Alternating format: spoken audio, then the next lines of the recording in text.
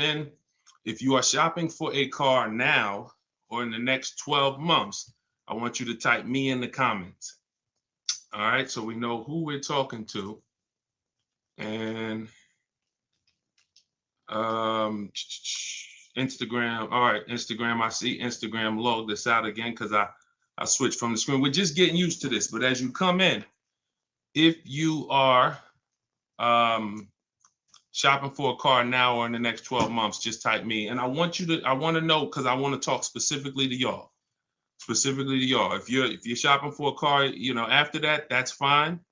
But I want to talk specifically to the people who are shopping now. Now, after you let us know if you're shopping, I want you to check in. Where we at? Where are we at today? Let me know where you are in the country. I like to do a roll call, check in. Where are we at in the country? Good to see you, Calvin. Good to see you, Catrella. Good to see you, Charlicia. Steeler Nation, St. Louis in the building. I see you. Okay. Hold on. Let me go here. TikTok. All right. Where y'all at? Let's. Okay. I see Dallas, Texas. I see Tampa. Hold on. I'm trying to see Chicago, Illinois, VA Beach, Utica. I see you. Check in. Where we at today? Where we at this afternoon, evening, morning? Come on in. All right. We got the whole country on here. And we got the whole country on here. All right. I want to welcome y'all to Car Q&A with me, Deshone the Auto Advisor. As you come in, if you could spend a minute or two with us, 5-10 minutes, an hour, you're going to get a lot of value out of it. We're getting ready to do some rapid fire Q&A. And we're going to be answering all types of questions about car shopping and what you need to know to make sure you're saving thousands on your next car and every car you get after that. So as you come in, if you're not subscribed, if you're not following, you will benefit from hitting that follow button. You will benefit from hitting the subscribe button, because we're going to be doing this live show pretty regularly to make sure that you guys have access to all the information. So before we get into Q&A, I want to give people time to come in. I also want to finish up the housekeeping. My new digital book, Car Shopping for People That Hate Car Shopping, is now officially released. We are doing a 75% off sale. It's normally $97. It's a digital book. It has links to videos. It has links to my scripts. There's no guesswork in this, y'all. I want to give y'all a process that y'all can use for the rest of your life without having to worry about, I want y'all to be able to guarantee your success. So if you're on Instagram, you can go to the Instagram bio. You won't leave the broadcast. Get your 75% off, because it's only available for a few minutes at 75% off. TikTok bio, and then Facebook and Instagram. Y'all can go to deshonsbook.com, or you can scan the QR code. So let's go. Let's get your questions going. I want y'all to enjoy using that book. Get your 75% off and enjoy not reading it, enjoy using it. All right.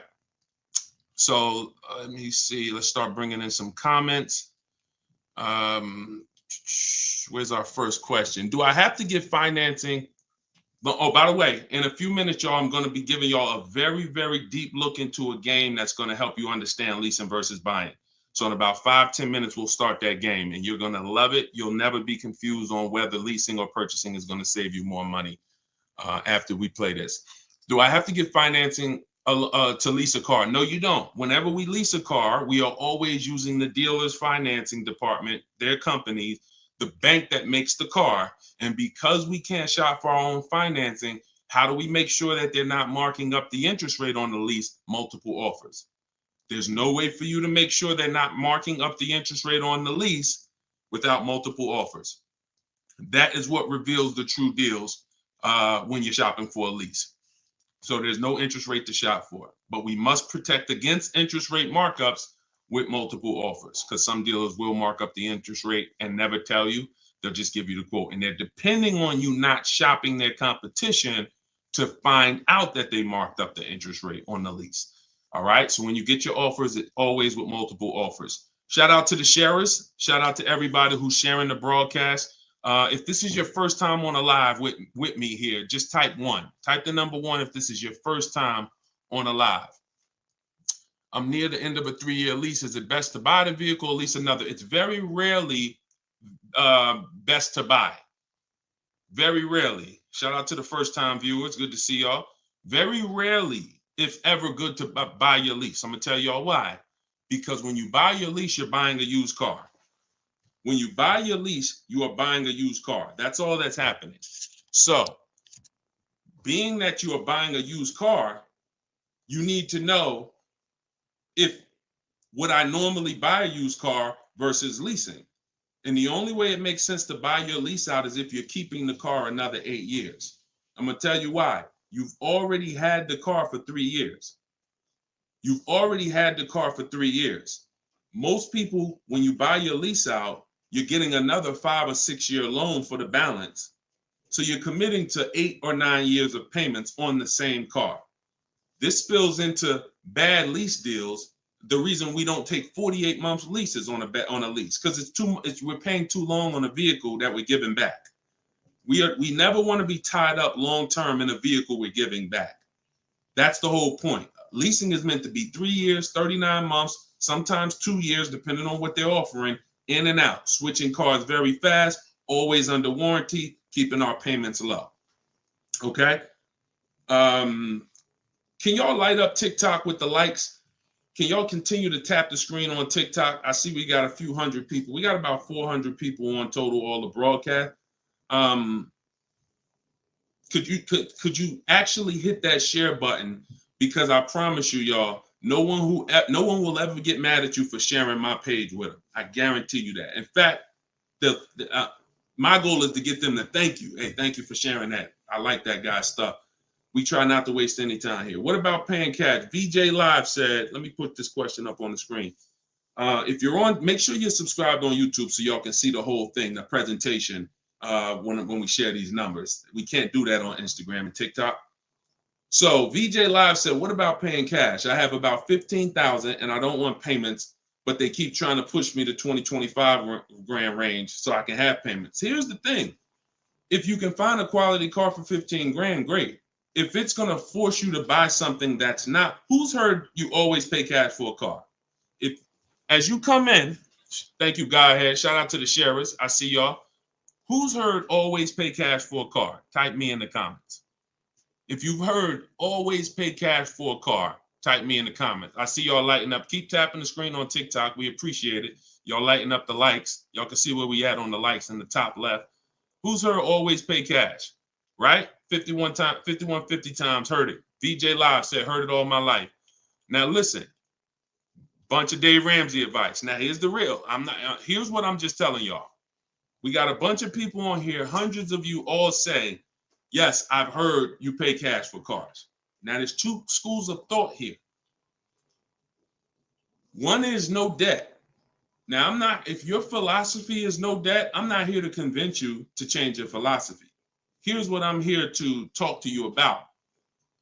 If your philosophy is I want to do what makes the most financial sense, then we'll have that conversation.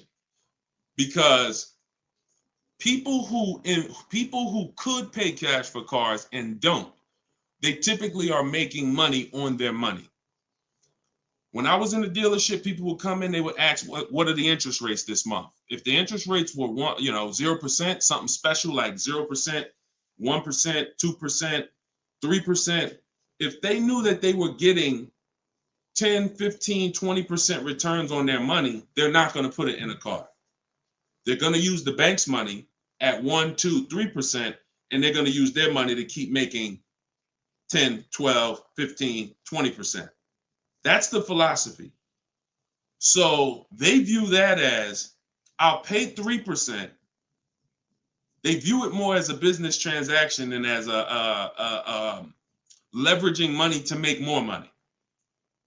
See, some people will tell y'all people who don't pay cash for cars, they're into debt.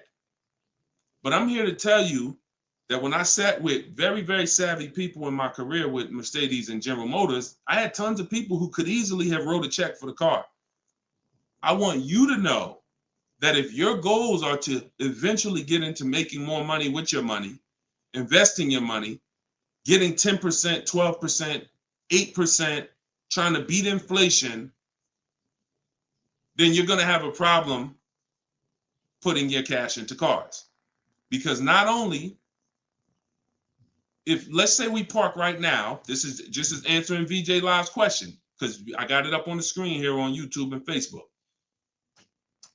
He's asking about paying cars. And many of you, as you sit on the show, you'll see, Dad, that's a similar question. Many of you will see someone's going to ask the same question you have. When we start seeing that we can actually use the bank's money for less, we're gonna realize that when you put $20,000 of your hard-earned cash into a car, that money cannot make you more money. That $20,000 that you just put in the car cannot make you more money. You have maxed out the value of that $20,000. It's in a car, you can't pull it out. You could refinance, but that's not happening. You're going to refinance and just get another loan. The point is, your money's in that car now. So had you had an opportunity to invest that 20 and make 8%, 10%, 6%, 12%, that's what the people who don't pay cash for cars, who are wise, are doing. I'm not telling you there's a difference. Look, I talk a lot about budgeting. I talk a lot about affordability. All through my book, I have systems and boundaries. The rule of 72 and the 10th birthday, how long of a loan you take, how much, when should the car be paid off? That's all in my book. You can get it 75% off, or you can watch my videos. I'm going to always teach it. But if you want it all in one place right here, get the book, 75% off. It's in my TikTok or Instagram bio. But that's what we got to know. We got to know if we're going to use leverage and use the bank's money, there are extremes of leverage. There is over leverage. And we cannot be over leveraged. That means we're taking a loan that's too much, too long, we just want to borrow to try to afford a car. And you see this a lot with older cars, people buying luxury cars that they really can't afford because, brand new, the car is 80 grand. But if they get a 10-year-old one and they get a 5-year loan, now they're in a 2013 AMG Mercedes with 90,000 miles on it. So that's the opposite extreme. Using leverage and loans to buy things we can't afford. But then the other opposite extreme is paying cash when we don't have to. Finding that balance between getting the car we want, getting the best car we can afford. Because you said, hey, I'm trying to find a car for 15 grand. I can't find it. They want me to spend 20, 25. Well, the name of the game is you better learn how to find if there's any cars out there for 15, you better learn how to find them. And you look everywhere, you look over all the marketplaces, and before you raise your budget up to 2025, we have something we do called the perfect budget. You got to go to 17 first. You don't go from 15 to 2025. You go from 15 to 17. See if I can find anything good for 17. Oh, I can't. All right, now I go to 19. And I have this calculator that's going to help you guys inside the book. It's called the Perfect Budget Calculator. You put in the money you have, you put in what you want your payment to be. It's going to tell you how much car you can buy. You put in your state, so we could have. How many times y'all walk in, right? And you're like, man, I want to spend 25 grand on a car, but you forgot to factor in taxes and the fees. How many times does that happen? Type ouch if you've ever dealt with that. Let's be willing to be honest. You had a budget in your mind. This is what I want my monthly payment to be. This is what I want to spend on the car. Next thing you know, you're a little over that budget, or sometimes a lot over that budget, and you're leaving like, all right, I see you, 919 Mike. Thank you. I see you, Mika Larkin.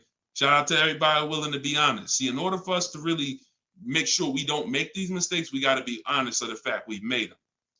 So that's what we want to do. We want a budgeting system that tells us when we can. You spend any more than this, and you're going to be over your budget. You said you want a payment of $400 a month. That means you said you only got $1,000 to put down, or nothing to put down. Here's what you can spend on a car.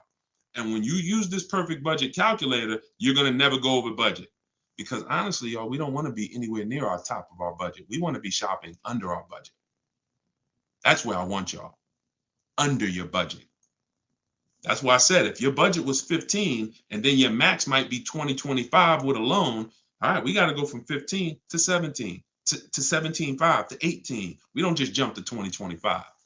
But we need a methodical system to do that, to help us do that. How do I get out of an upside down lease? Jose, you can only sell out of it. That's all you could do. You could sell out of it. If you, no matter what, y'all, who's in a car that they want to replace and they think they're upside down? They may have some negative equity. This is all in the book.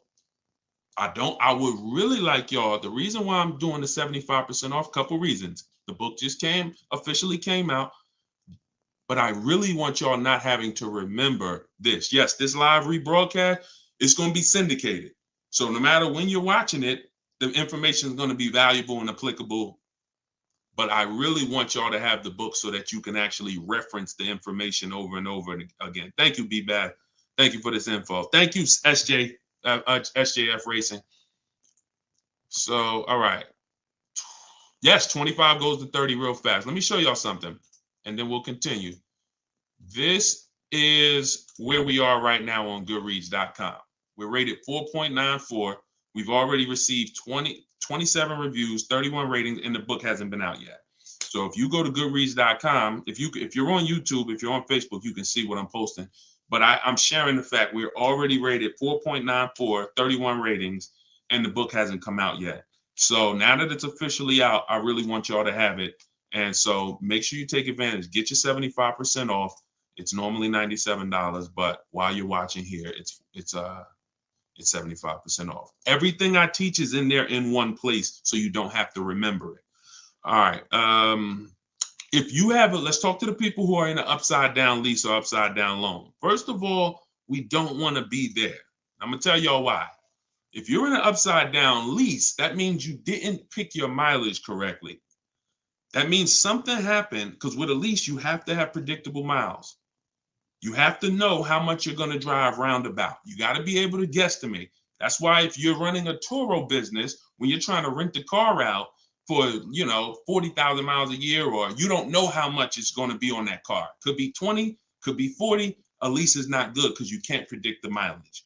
But in normal life, we can predict our mileage very closely. Now, when things happen, let's say you were working at home, and now all of a sudden you are, you're not working from home anymore. Now you got to drive into the office to 20 miles away. Well, that's a lifestyle change. That can lead to you racking up mileage penalties. But here's what we don't want to do. You don't want to buy that car, y'all. I'm going to tell you why. Every time you lease, you have a price that you can buy the car for. Most times it ain't worth that.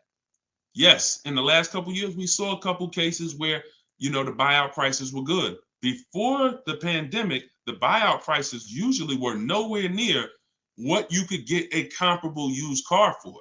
So if your car was 3 years old with 36,000 miles on it, the prices they were putting was to make you not buy the car, was to make you send it back to them so that they can handle it and resell it. So if the price wasn't worth it to begin with 36,000 miles, I've seen people, you go over your miles and you're like, I'm over the miles, I'm just going to buy it. The price wasn't worth it with good mileage. The price wasn't worth, if you had 36,000 miles, that car wasn't worth you buying for the buyout price. You actually have 48,000 miles and they want you to pay the same price for it. So it's important that if we have to deal with penalties because we didn't structure the lease correctly, or because we didn't quite know what we were going to be driving, or we had a lifestyle change, taking the penalty and applying it over to our next deal is always, not always, but in most cases, going to be less money than us buying an overpriced car with high mileage now. We cannot just keep buying our leases without doing a market check. So when you asked about how do I get out of a lease with negative equity, all you can do is find out what the penalty is. There's 3 ways that you could get out of this thing. You could either pay the difference. So if you got, you could wait until your mileage, and this is, all right. If you have negative equity on a lease, I don't even like to call it negative equity because there's no such thing as negative equity on a lease. There's penalties. That's different. Penalties on a car you purchase. Yes, there's negative equity. You bought it, you have a loan on it, the value is not worth the loan, negative equity. With a lease, we have penalties, over mileage penalties. And now some people say, well, I'm gonna go over mileage, I'm gonna get out of the lease 3 months early. But you don't realize if you get out of the lease early, what do you still have remaining? Payments. Three months of payments, 6 months. Who's ever had a dealer say, hey, don't worry about the payments, we'll take care of the old payments? Who's ever heard that? Type me if you've ever had a dealer say to you, don't worry about the old payments, we'll take care of the old payments. Okay, lots of you. The problem with that is the payments don't disappear. They always get rolled over to the next lease. They always get rolled over to your next deal. So what I want y'all to start doing is I want y'all to see that the money is not hitting. When you have negative equity, 5,000, you got this baggage from your old car, it does not go away. It gets either transferred or you can pay off the difference. So the key is to stay out of negative equity, to stay out of penalties, because yes, once you have them, they have to be accounted for. We got to find our great deal, and then we got to bring our penalties over on top of the great deal. That's all we can do. Now, you better try to see what your car is worth selling it, because you said you're over miles. You call your leasing company, you get your payoff, you find out what your cash offers are. Go to Vroom. Vroom's out of business. Sorry, CarMax, Driveway, Carvana, AutoNation, and Kelly's Blue Book Instant Cash Offer. You can go to Car Guru, Sell My Car Too. These are all people that give you cash for your car. That's what your car is really worth, what those companies will pay. Whoever's the highest bidder, we take that. See, what I'm teaching y'all, and some of you are going to get it immediately right here, right now. Some of you, it's going to take a while to get the fact that your money comes when your savings come when you start learning to make people bid instead of getting one offer. You get the most money when you start learning to make people bid. And so what you have to do is get multiple offers, find out what your car is worth. When you go on those websites, when they ask you is it a lease, say no, because their websites are set up to where if you put it's a lease, it's going to automatically trigger that they can't buy it. But they can buy it. We've been doing this, y'all. I got hundreds and hundreds of members in Cars from Home University. We shop all around the country. You must put no when you're getting offers for a lease, because their computer is set up to automatically think that it's a third-party restriction and they can't buy it. But when you call your bank, you're going to ask them, do I have a third-party restriction? If they say no, then that means you can sell to anybody. But again, the way these companies are set up, they saw us making all this money on these cars, and the bank said, no, we got to do these third-party restrictions. And it was so many people going to those websites saying, oh, I'm about to sell my lease. And then they would get there, or they would talk to them and they would say, no, we can't buy it because it's a third-party restriction. So they just made their website default to we don't buy leases, but we do know if you don't have a third-party restriction, they can buy your lease. And it's very important for you to know that. And if you do have a third-party restriction, it doesn't limit the fact you can sell and make money. It limits who you can sell to. When you have a third-party restriction, they say what they're saying is you can only sell your car to a dealer that makes the same brand. You cannot sell to a third party, Carvana, Driveway. You can't sell to them directly. You can only sell to a dealer. So what does that mean? I see y'all lighting up the likes on TikTok. Can y'all keep tapping the screen? Let's keep those likes going up. I see it. I appreciate it. And thank you to everybody sharing. So when you are, I just got off my point, but I know it was about selling. So multiple offers, y'all. This is all in the book, Car Shopping for People That Hate Car Shopping. Who has their copy? Who got their copy? We'll continue. We got some more time. We're gonna keep doing Q&A, but who got their copy of the book already? Who got their 75% off? I really want y'all using this. The book is affordable for everybody. Everybody. All right, especially at 75. Now it should show, make sure it's not showing the 97%, $97 price. That's the normal price. I see you, 5150. Okay. All right, I see you, Jimbo. Okay. Okay, I see you, Diane. I appreciate you. Okay, and I want y'all to use it. Don't read it, use it. That is like literally it's an action guide. That ain't a book you read and then you have a bunch of things you got to remember. I'm walking you through the process step by step. And again, everything I teach is in my videos. So I don't hold back in my videos, but I do want y'all to have access to all the information in one place. If if you don't want to cycle through all my videos to try to find it. All right, is it worth buying a car from Carvana? That's a great question, Danny. It depends on if it's the best deal in the market. Danny said, is it worth it to buy a car from Carvana? Now, you can put anything in there. You can put Driveway, any of these online sites, online car buyers, online used car sellers. But here's the game that we avoid. We cannot shop from them exclusively because here's what they try to do.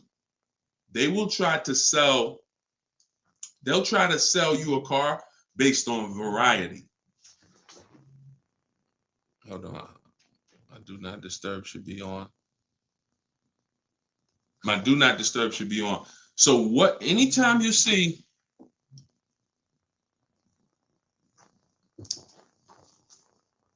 hold on one second. I keep getting a call and I don't know why it always does this. I don't want to lose the people on Instagram. Hold on, Instagram. We got you.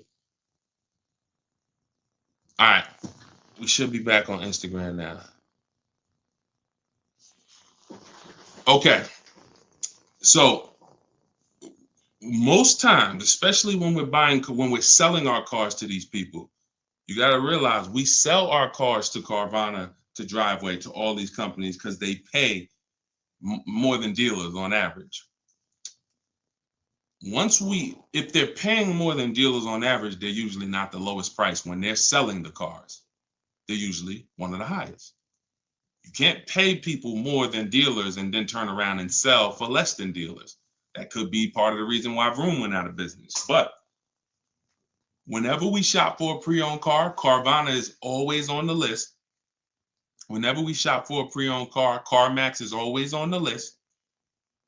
Driveway is always on the list. Why? Because we shop everywhere there's a used car. You may have been trained to shop local with used cars or to shop I only go to Car Gurus. Then you're missing the stuff that's on cars.com. You're missing the stuff that's on carfax.com. You're missing the stuff that's on Driveway. You're missing the stuff that's on CarMax. So we got it just the same way. If we were buying a baby stroller, we're going to go to Walmart, right? .com. We're going to go to Amazon, right? We're going everywhere, right? That's the same way we got to be when we're shopping for used cars. Carvana is just one marketplace. And unfortunately, there are people who shop from them exclusively because they're like, oh, I just love Carvana. I don't have to go into the dealer. And they don't realize that, one, what I teach you won't be in a dealer more than 30 minutes. And also, if I'm not checking their prices, I'm going to overpay. And I'll literally have I didn't have to go to a dealer, but I got a car in my driveway that I could have got for $5,000 less if I just shopped around the right way. I did just mention Auto Trader. Auto Trader's on our list, Alex. Auto Trader is one of our marketplaces. It's one of the marketplaces we shop on. It's just like a Walmart. It's just like a Amazon.com. Auto Trader is a big one. We definitely don't skip any used car marketplace. Now, we don't use Auto Tempest because Auto Tempest pulls and aggregates some data from other people's websites. They're not their own marketplace, so they can't get all the data. So that's why I don't use them. We just go direct to the marketplaces themselves because no company has the rights to market everyone's product. And so as long as no company has the right to market everyone's products, the only way we're going to see all the product is by being on all the marketplaces. But I'll show you how to do this quick. This shouldn't take you more. Look, y'all, this is going to sound crazy, but it shouldn't take you more than 60 minutes, 90 minutes to get your best deal on a car.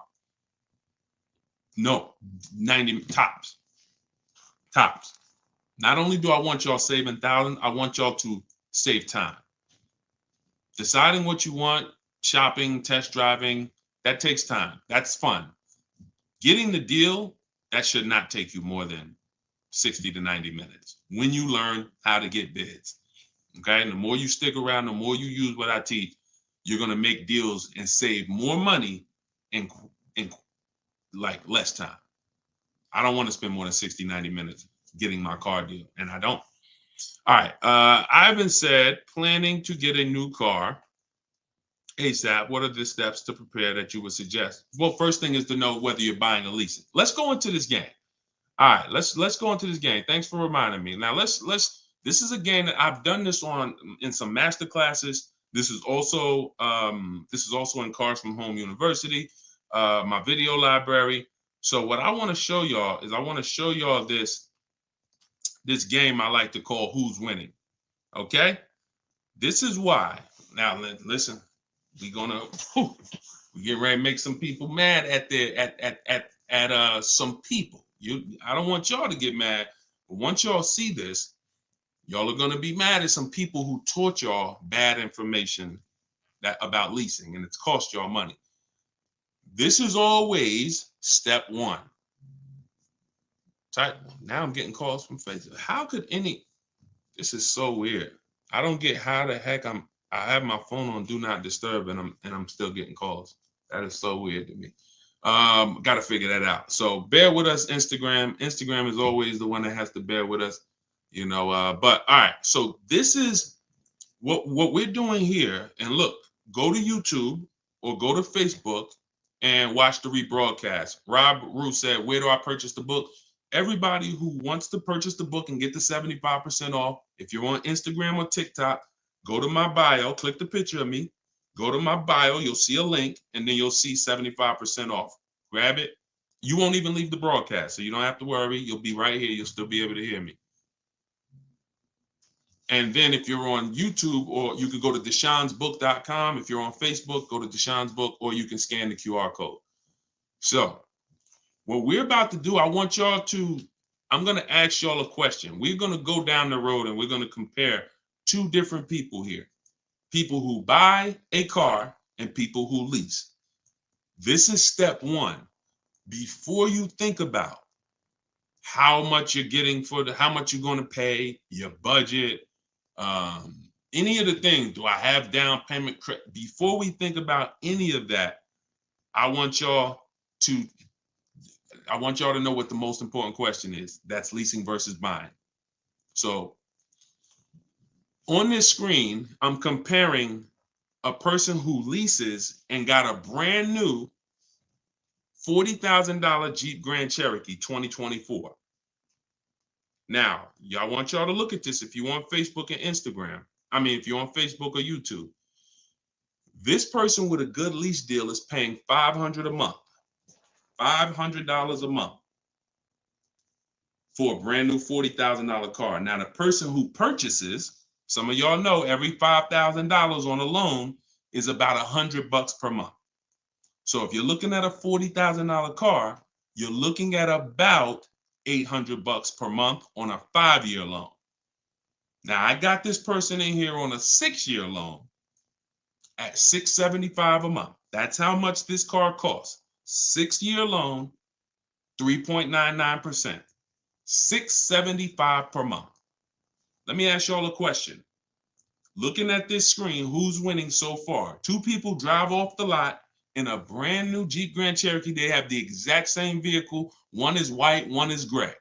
One person's paying $500 a month. They're leasing it. One person's paying $675 to buy it. $675 for 6 years.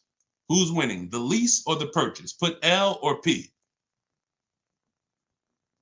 We're just talking about, literally, we just drove off the dealership. You sitting in this car next to me. We got the same truck. I'm paying $500 a month. You purchased it. You're paying $675. Who's winning? The lease. Exactly. If you're saying purchase, you're missing it. You and me are in the same car. I'm leasing the same car as you for $500 a month. You're paying $675 a month. Same exact car. Who's winning? Exactly. See, Rob, and these are the things where we can't look. There is no, the purchaser is not winning. It's not no. It depends. We have to go straight up. We have to go straight up by the numbers. See, that's where we lose at. We lose with all of this subjective, oh, well, it depends on how we look at it. No. You're driving a 2024 Jeep Grand Cherokee. I'm driving the same vehicle as you. I lease it, and every month $500 comes out of my household. Every month $675 comes out of your household. We have the same exact car. Who's winning? The lease. Exactly. That's what we got. We're gonna go down the road. And listen, go subscribe to YouTube. Watch we're gonna syndicate these episodes. So you might be watching the syndication. It doesn't change the value. I want you to see that $500 a month coming out of someone's household is $175 less than $675. So the person who leased so far is $175 per month richer. Every month, the person who's leasing over here is $175 per month richer. Now let's go to the next slide. Now, 3 years later, person wants to buy. Person wants to buy. Now, here's the thing about the purchase. There's an amount you owe. On a 6-year loan, they would owe $24,000 at the end of 3 years. I've already done it. You can watch this. That's how much the balance on their loan would be. It would be $23,400. So that's the amount they need to break even on the car. Now, mind you, they've already spent $175 per month more than the person who leased. So they're $6,300 poorer. You can see they're $6,300 poorer. See, I want y'all to see that everything that you're doing when you're not leasing is trying to catch up to the person who got a great lease deal. Everything from the moment you purchase, you're putting so much money out into the car compared to the people who get great lease deals that now your only goal is to catch up to them. This is why this is step one right here. Go to YouTube, watch it on YouTube so you can get the whole view. So $675, $500. Now, this vehicle, y'all, is $40,000 brand new. What is a 3-year-old vehicle worth?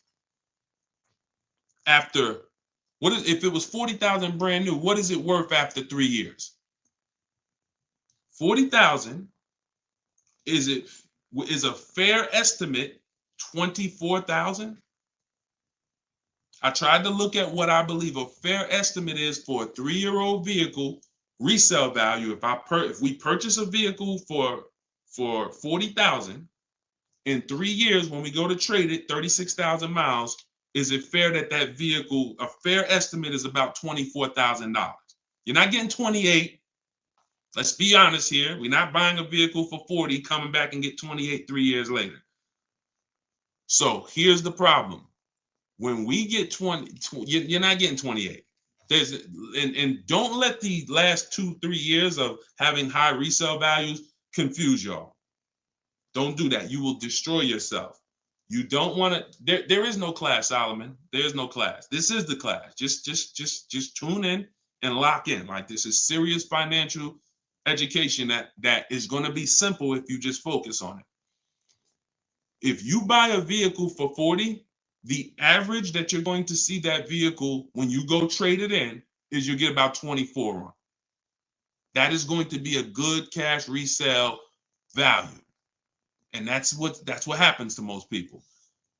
And as you can see, they still owe, if your vehicle's only worth $23,400, I mean, if your vehicle's only worth 24, but you owe 23,400, you're breaking even. This is nothing. Like, I've already spent so much more than the person leasing. And now when I go to trade my car in, I'm not even able to get enough money to catch up to them. I'm not able to I'm $6,300 behind the person who leased when you purchase, and I'd have to get all that money back to make it worth it to have bought. That's why, y'all, when you buy your cars and trade in, you notice how much you always worry about how much you're going to get for the car. Y'all notice that if you're a person and you buy your cars and you keep them 2, 3, 4, 5, 6 years, you notice how you're always worried about, man, that's all you're giving me for my car? That's all you're giving me? Nah, you got to give me more than that. You know who doesn't worry about that? Keepers. Anybody in here who buys a car, keeps it till the wheels fall off, you never worry about what the car is worth, right? Because you're using all that value. That's what we do when we purchase. But here with a lease, you're always behind. If you purchase a brand new car compared to a person who leases, you're always behind. You can't catch up with them. You're paying too much money. So this is an intro. We didn't even talk about the fact, what if the person has an accident? And I really like wish that y'all could see this on YouTube. And can y'all see the screen on Instagram? I don't know. Are y'all able to see the slides on Instagram? I don't know what view y'all have on Instagram, but we're not talking about if the person has an accident. If the person has an accident in the car that they own, you lose two grand of your value. So the buyer is always behind. Now we can go down the road. When we go down the road, you'll see that eventually the person starts catching up, but it's only after 8 years. You can't catch up to somebody who's paying $175 a month less than you to drive the same car as you. That money just keeps adding up. And we were taught that we're supposed to purchase, but only if you're long term. That is when you purchase. 8 years, nothing more. All right, so I got to see how I'll probably try to do this and go deeper when I can get some. It's hard to do it because they can't, everybody can't see it. So just watch the replay of it, and you'll be able to see it. But this is the difference, y'all. Queen Mama said, "I'm a keeper and I need to break. I need a break from car payment." See, but let me ask you. Can I ask y'all a real question? Why are car payments the only payments we need a break from? Let me ask y'all a very real question, because car payments we need a break from, but we're okay with cell phone payments. We're okay with insurance payments. We're okay with car insurance payments. We're okay with, this is like a cost of living. And I don't have a problem when it comes to financially, I want to pay cash for a car, and I'm just going to keep my debt down, and I'm going to make sure that, the interest rates are high right now, so I'm not going to look to borrow. I'm just going to pay cash. That's fine. Paying cash as a savvy move is like, the bank's money is too expensive. I'm not invested. I'm not investing my money in anything. I'm just going to pay cash. But why are car payments the only ones it's the only payment we look and say, well, I want to avoid that. We don't do it with houses. We don't do it with anything else in life. And sometimes it makes us get a bad car because we like, oh, I'm just going to save up $8,000. I'm just going to say. Meanwhile, if we knew how to properly structure our deals, we can get the best car for our budget, under our budget. Because y'all know all cash is saved up payments, right? All people be like, oh, I'm going to pay cash. If you save up $20,000, that's just a bunch of saved up payments. Yeah, she said, I'm tired of house payments too. I understand. And again, if we have the cash and we can go and we can look, I'm going to teach you how to pay cash for cars if it makes sense. And if you have cash, that's great. We got to make sure we get the best price on the car. But at the same time, you need to know when it doesn't make sense to pay cash. If they're doing 0% financing on the car you want, why wouldn't we use the bank's money at 0% and let our money continue to make money, or continue to keep our cash free? So again, because there's nothing to justify it. There's nothing to make it make sense. Oh, I don't want car payments. I don't want any of the payments that I have in my life. But my goal is to get the best the best out of what I'm paying for. But yeah, it's a lot that goes into it. You got to make sure that those that's why, y'all, we got to shop below our budget. I need a break from rent. Yeah, we got to shop below our budget.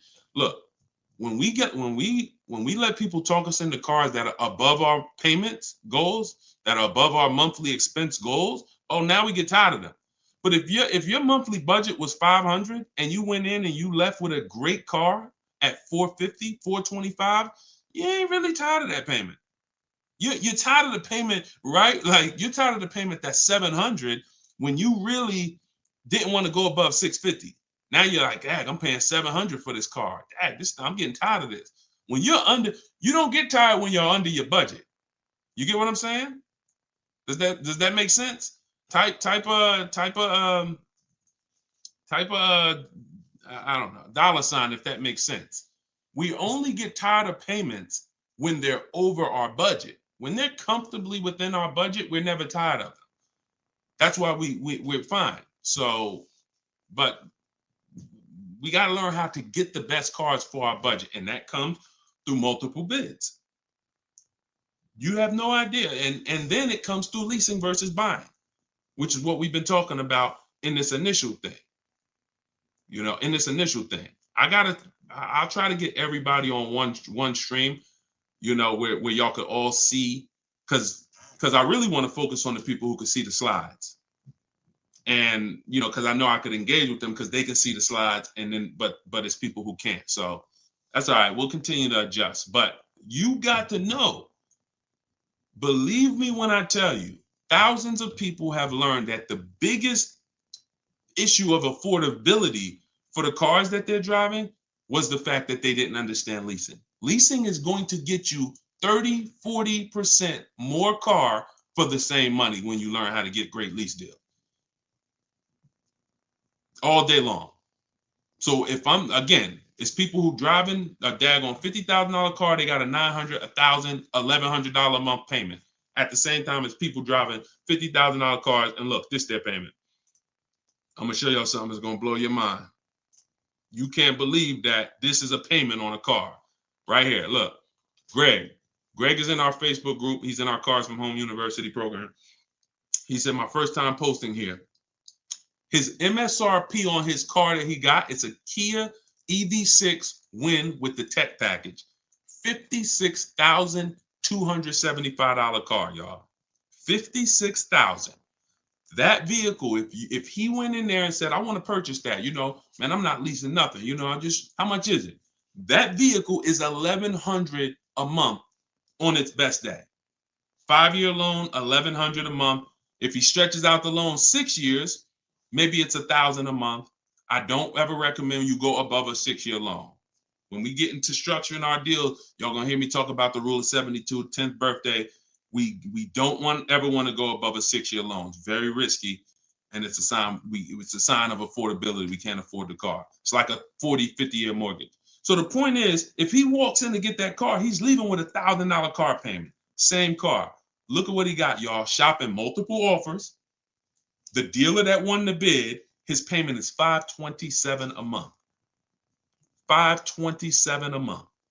He gave him first month's payment, and he drove off. He said no other dealer came close. Some people may have shopped that car and said, Deshone, I was shopping a lease for that car. They was telling me it's $800 a month. Absolutely. That's normal, because the overpriced dealers that we don't buy from are going to take their shots. But in order for us to see that, wait, this car is not really $800. The best deal on this car is $527. We have to shop multiple offers. Now, it's not always going to be that dramatic, but I promise y'all, when y'all shop multiple offers, it's going to blow your mind. The best deal to the worst deal is going to be $3,000 to $5,000 different. And you're going to see that some of the dealers that you've trusted the most, that you've been buying from, maybe your family been buying cars from them, some of them may be the ones to take the biggest shot at you. So you have to shop multiple offers. But y'all see how there's no comparison to that deal Greg just got? $527 a month. Another person's driving the exact same vehicle paying $900. This is how, when y'all see these videos of that, people average car payment is $1,000. How? Because they don't understand leasing. They don't understand leasing. Once you understand leasing, you'll understand how these people are getting jammed up and how you may have gotten jammed up in a high car payment for a car that you might feel like, oh, I'm paying way too much money for this car. And then the opposite side is, if we are purchasing, we have to make sure we are getting the best price for the car and we are getting the best interest rate we can get. Does he lease to buy? No, we don't do lease to buys. We don't mix the two. Leasing is its own benefit. That's a great question. Great question. Let me put the banner back up for those of you who want to get the book. See, if you don't want to have to remember all of this, grab your book. My new book is called Car Shopping for People That Hate Car Shopping. It's digital, so you could download it, be literally using it in 2 minutes, and just go to deshonsbook.com. It's 75% off for our launch, and you can get your copy. If you're on Facebook or if you're on Instagram or TikTok, you could go right to my bio. Click the link in my bio, get your copy while it's 75% off. Price goes back up to $97, I think, after 30 minutes. All right, so your payment is over $1,100 now, and look, that means your loan is probably somewhere around 60 grand or more. Depends on how much it depends on what your term was. So if your payment was $1,100 a month, on a 5-year term, that's a $60,000 loan. That's about a $5,500 loan on a 5-year term. So you want to look at other ways to acquire that car. Is there a way that I could have been in this car for less money? Now, watch this, Gigaware, because he's being honest. My payment's is $1,100. If you are buying that car and your intention is to keep it, and that means your intention is to keep it for 8+ years, you're going to pay off that car, and then you're going to just, start to catch once you don't have a car payment, you can start to catch up to the person who leased, because the person who leases is always going to have a payment. That's the downside about leasing. There is no opportunity for you to pay off the car, and you don't want to. Again, it's not like when you're not keeping cars long enough, you're getting great lease deals. The goal is not to pay off the car. The goal is to drive the most car I can for the least amount of money. That's the goal with a lease. The goal with a purchase is to now pay off the car and start to now keep the car long enough for the depreciation to cool off. Depreciation is the value that it loses every year. Thank you, Becky. Good to see you as well. Long time. Great to see you. So depreciation is the value the car loses every year. When you buy a brand new car, you lose 20% the first year. Then you lose 15%. Then you lose 15%. Then you lose 12%. Then you lose 10%. And as you keep the car longer, it gets to a point where you're only losing 5% or so a year. But you must keep that car long enough to get to that point. And what many of you have been taught to do, you may have been taught to, man, I buy my cars and then I'm replacing them in 3 years. I'm replacing them in 5 years. Now I'm replacing my cars when they're losing the most value. That's not when you want to replace a car. You now bought the car, it's losing value like crazy for the first 6-7 years. Now, perfect. It's going to cool off now. It's paid off now. Now I can start to recoup some of all that money that I put into that car. But most people don't do that. You may have been taught, I just go and get another car and I start the process all over again. So not only are you never getting to benefit, not only are you always having a payment anyway, you're not getting the benefit from all the money that you're putting into these cars. You're never allowing the depreciation to cool off to where you got no car payment and you just got a car out there and you can stack some of this money up. It just happens all the time. It's an issue of not understanding leasing. Leasing is for short-term people less than 8 years. Purchasing is for long-term people more than 8 years. And don't worry, we'll continue to go deep on this. All in the book. So anyway, anybody who wants to really know this and have it all in one place so they can use it, if you're shopping for a car now or in the next 12 months, you need this stuff right now. You know, I got tons of videos all over all my Facebook pages. But if you want all the information in one spot, get your book at 75% off. Just make sure that it's not showing the $97 price. Whenever you click to the website, make sure it's showing the 75% off price. So you can purchase off the bank loan. I don't know what you mean by that, Skinner. Is it smart to lease and then buy it out? No, see, and again, that's a very common question. Yo, what's the benefit of that? I mean, somewhere along the lines, we heard about leasing to buy. We don't want to, you're only leasing because you don't want to buy the car. You're buying the car because you want to keep it and take care of it for the long run. I see you, Dr. Coop. Congratulations. She said, I got the book. Enjoy it. Use it. Don't read it. Use it. And, I really can't wait to hear your success story. There's no reason.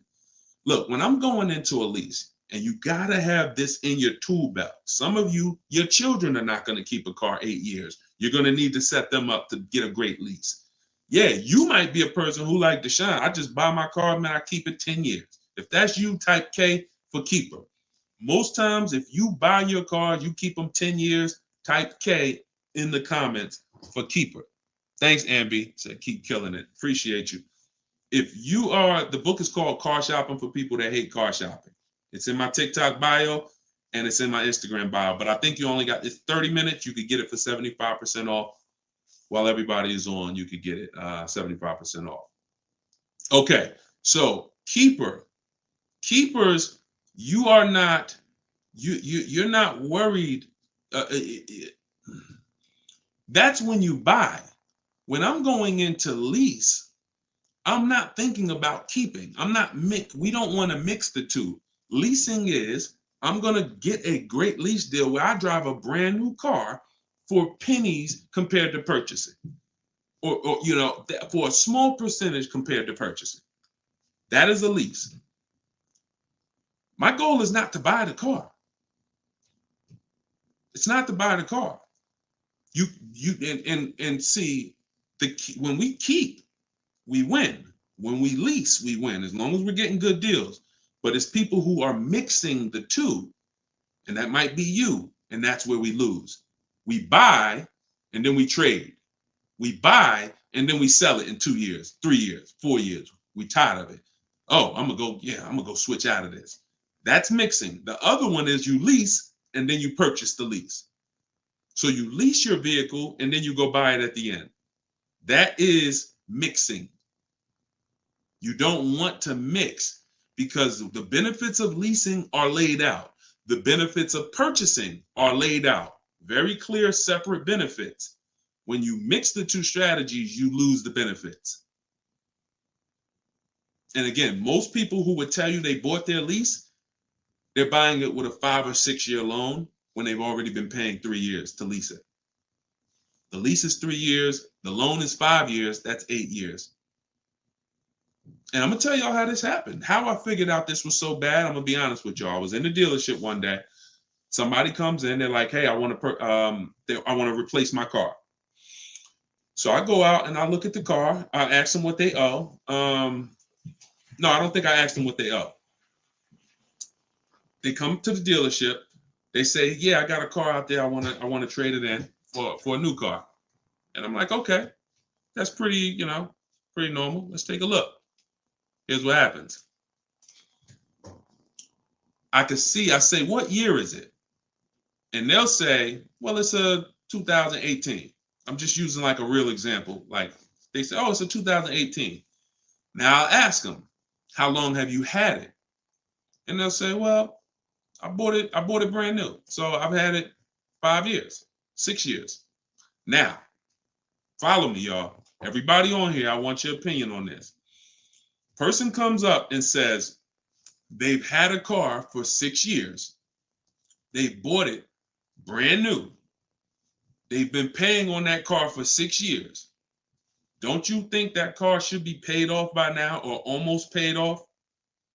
Yes or yes. Type Y if you understand. Person bought it 6 years ago. You go out and I'm like, okay, mister, how long have you had it? They're like, I've had it for 6 years. So I'm like, okay, perfect. Everybody's saying yes. So this is what I'm thinking. This is how I found out buying your lease was a bad idea for most people, if not all. So I go and I say, okay, great. I see you're here trading. Now, in my mind, I'm already trained to talk to him about leasing because, thank you, Brent.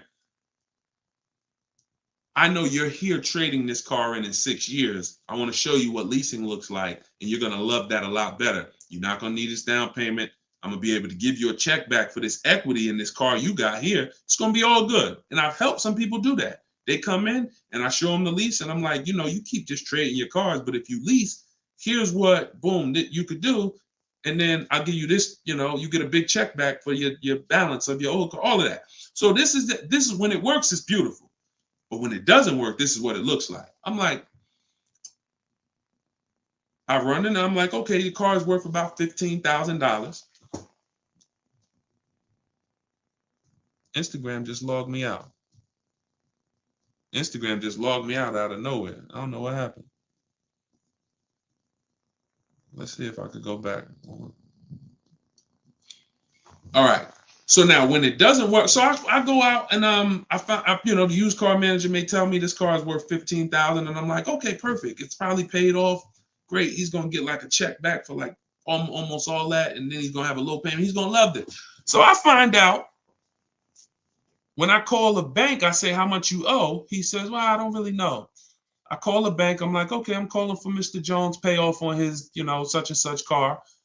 And the bank says, okay, yes, the payoff is $15,000. I'm like, wait, 15,000? How could he still owe 15,000? This doesn't make sense. I look at him and I say, the bank is saying you still owe 15,000 on the car. And I'm like, he's like, yeah, okay, yeah, I didn't know how much I had owed. I said, wait a minute. Didn't you tell me that you had this car since it was new? Yeah, and you told me you had it for 6 years? Yeah. How do you still owe?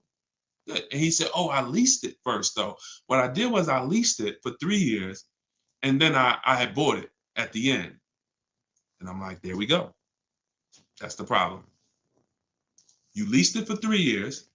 Most people, when they're buying their lease, they're going to put a 6-year loan on it, which means 6 years later, from the day you bought it, from the day you originally leased it, 6 years later, you've been making payments and you still have 2 more years of payments left. That's actually, I'm wrong. That's 9, 3 years of payments left. Happens all the time. So I literally, y'all, smart people on here, you'd never take a 9-year loan, right? Type never. You never take a 9-year loan. If you're enjoying, please subscribe to the YouTube channel. If you're not subscribed already, we still got probably 400 or 500 people on here throughout all the platforms. If you, whatever platform you're on, make sure you're following us, because this is the stuff we do. You would never, right? You would never take a 9-year loan. But the same adamant, we're adamant we'd never take a 9-year loan. We got to see every single time. Thank you so much. I appreciate the gifts on TikTok and all the platforms. We got to take every time we hear about buying our lease out, unless we're going to pay cash for it, which is another discussion. But most people are not. They're going to take a 5 or 6 year loan out. So as soon as you hear lease to buy, as soon as you think lease to buy, I want you to think 8 or 9 years of payments on the same car. That's why it's a bad idea. That's why it's a horrible idea. Okay? Now, if you are comparing, we had somebody in our group yesterday who was asking about buying his lease out because he's going to give the car to his parents and because they're going to keep it long term. And the value of the car compared to the value of a similar used car is a great deal. That's different. Buy it. Because all you're doing when you're buying your lease is you're buying a used car. It's your car. I used to help people buy their lease. Hey, they come out of the office. We switch the plates because we got to re-register the car. And I'm like, okay, so how was it? Now, they just signed up for a 5-year loan, 6-year loan on a car that they've already been in for 3 years. They're not really excited about it. You know, I've had the car for 3 years. At least when you go buy a used car, you're excited about it. You're excited. Oh, nice. It's new to me. But when you buy your lease out, you're not really excited. Thank you, man. Y'all going crazy with these gifts and everything. I appreciate it. So these are the things, like what I want y'all to have, as long as you stick with me and you learn what I teach, you're going to have clear boundaries that you operate in that always protect you. That's the name of the game. There's clear things I do. There's clear things I don't do. I know I have rules. I have boundaries. And what I want y'all to get familiar with is the 8-year rule. The 8-year rule is the first rule.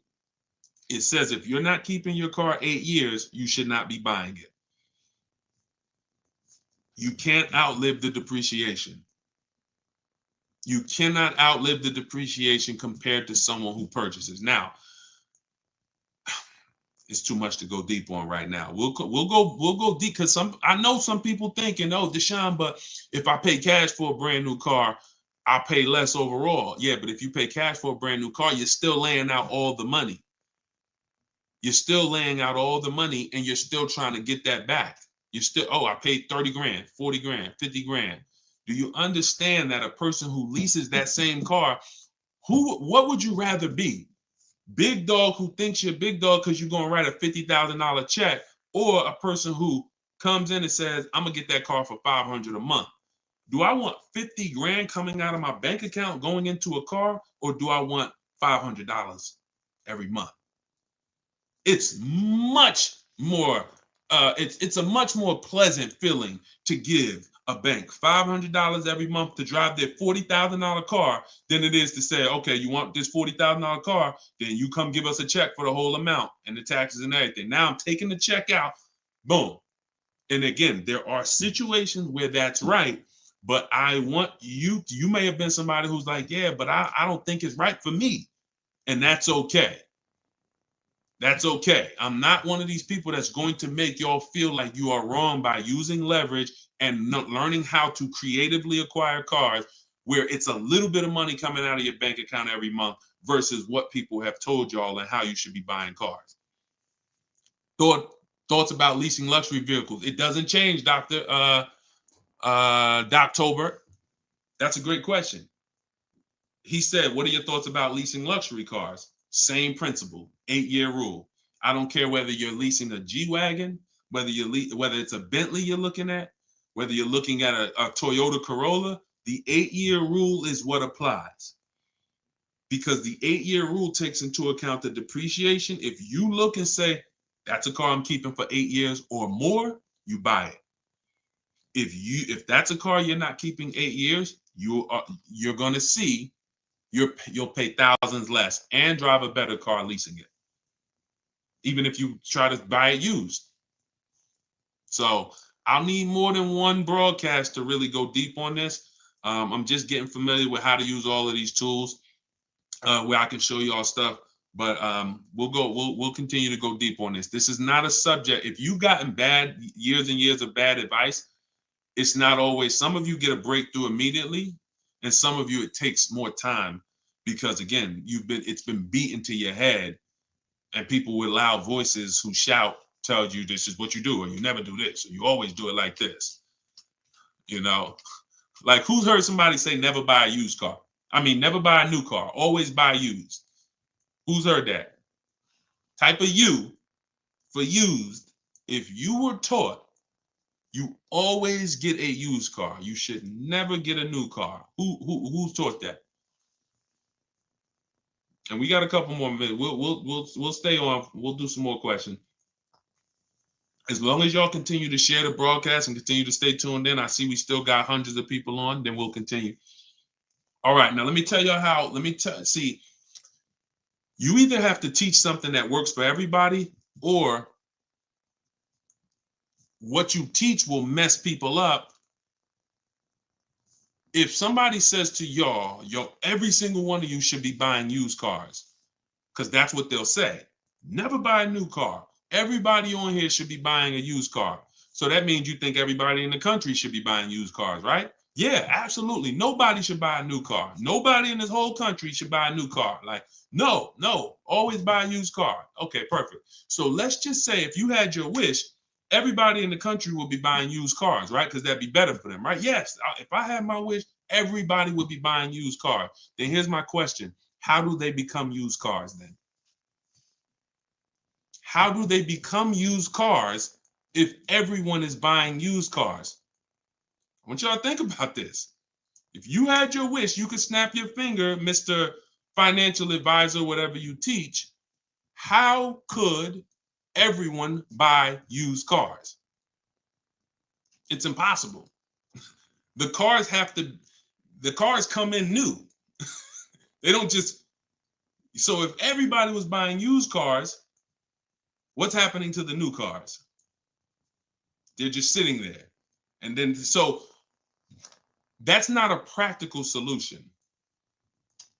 How do we acquire? Who should be buying brand new cars?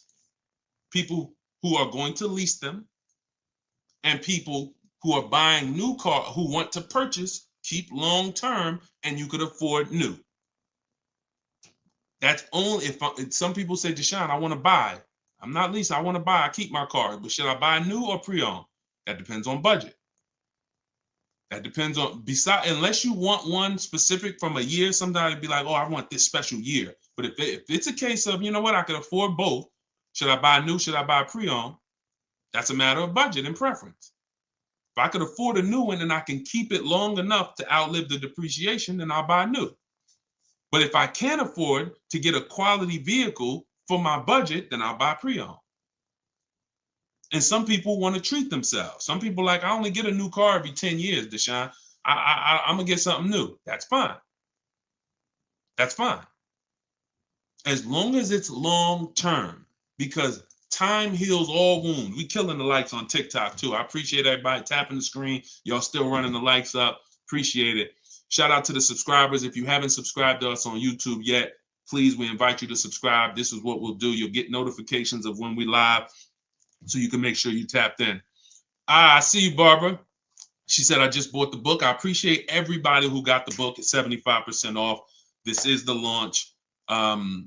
I'm excited. As y'all saw earlier in the broadcast, we're already rated 4.94 on Goodreads.com. We got 31 reviews. That book, Car Shopping for People That Hate Car Shopping, has been really changing people's lives and the way they shop. It's a tool. It's not something you read. It's something you use. So get your copy at deshonesbook.com, 75% off, or you can scan the QR code, or if you're on Instagram or TikTok, just go to my bio. And as long as you're seeing this, you still should be able to get it at the 75% off price. And it's immediate download. So, and you'll see as you read it, there's a reason I had to make it a digital book. I couldn't print it because it links to videos, it links to docs, I got scripts that it links to. There's no way I would have been able to do it printing the book. And then also, sometimes I need to update stuff, like Vroom went out of business 2 months ago. If I would have printed the book, now Vroom is, I need to be able to update real time when something happens, and I couldn't do that with a print book. I didn't want thousands of print books out there, and then something changes, and now I got to tell people, oh no, you got to get volume 2 now. You know what I'm saying? Thanks, Angelina.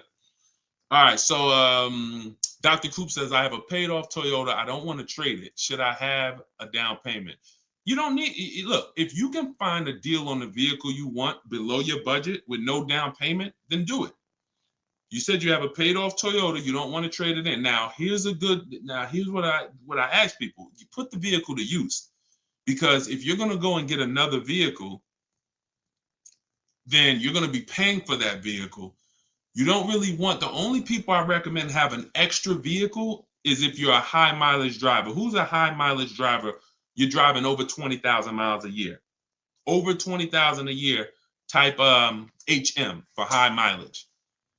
These are the only people that it benefits you having a paid off car like this.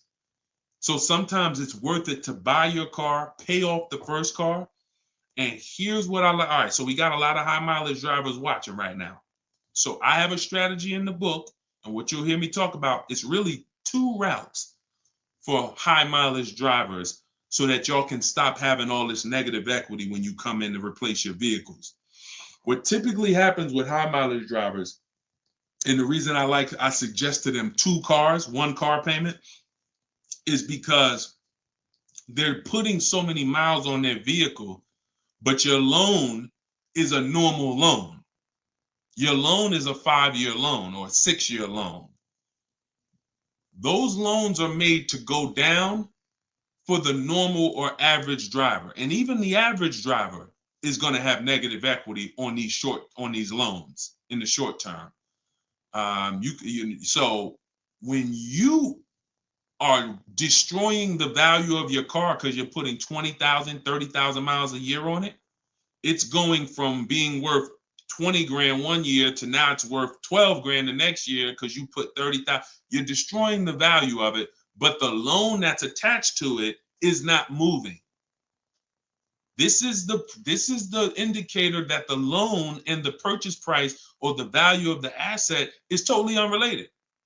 They're unrelated. They don't matter. That's why you have to make sure you get a good price on the asset. You can't just pay attention to what is my loan doing, because your loan doesn't tell you what you're really in the car for. So check it out. You now are putting all this mileage on your car. You come in 4 years and you're like, hey, you know what? Car got 200,000 miles on it now. Let me go ahead and trade this thing in. Problem is 200,000 miles.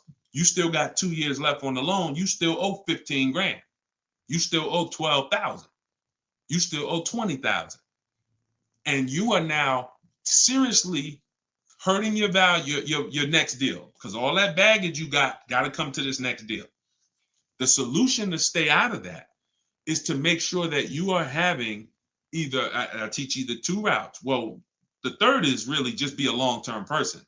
You could drive 30,000 miles a year. And if I'm a long-term person, I'll just have 300,000 miles on my car in 10 years. And then I just go switch it. It's keepers here that's long-term people, high mileage drivers, and they get their car. That thing got 250,000 miles. It's mostly highway. And in 8, 9, 10 years, they go and they replace it. No need to lease. Again, continuing theme. Long-term, don't think about leasing. Because some people who just tune in and they catch a brief, oh, is this so everybody should lease? No. That's what I'm trying to tell y'all. Long-term people, long-term purchase, you buying a car for your kid in college and they're like, yeah, I'm going to keep that thing for 10 years, man. You know I'm boring. Great. But most kids are not. They're like, hey, when I get my job, when I turn 24, I'm probably going to want something different. So if you're not a long-term person, you should be purchasing. But I mean, you should be leasing.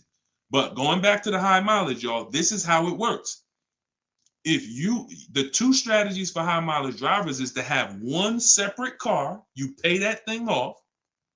And now that becomes your mileage car. And you go and lease a nice car. This is beautiful.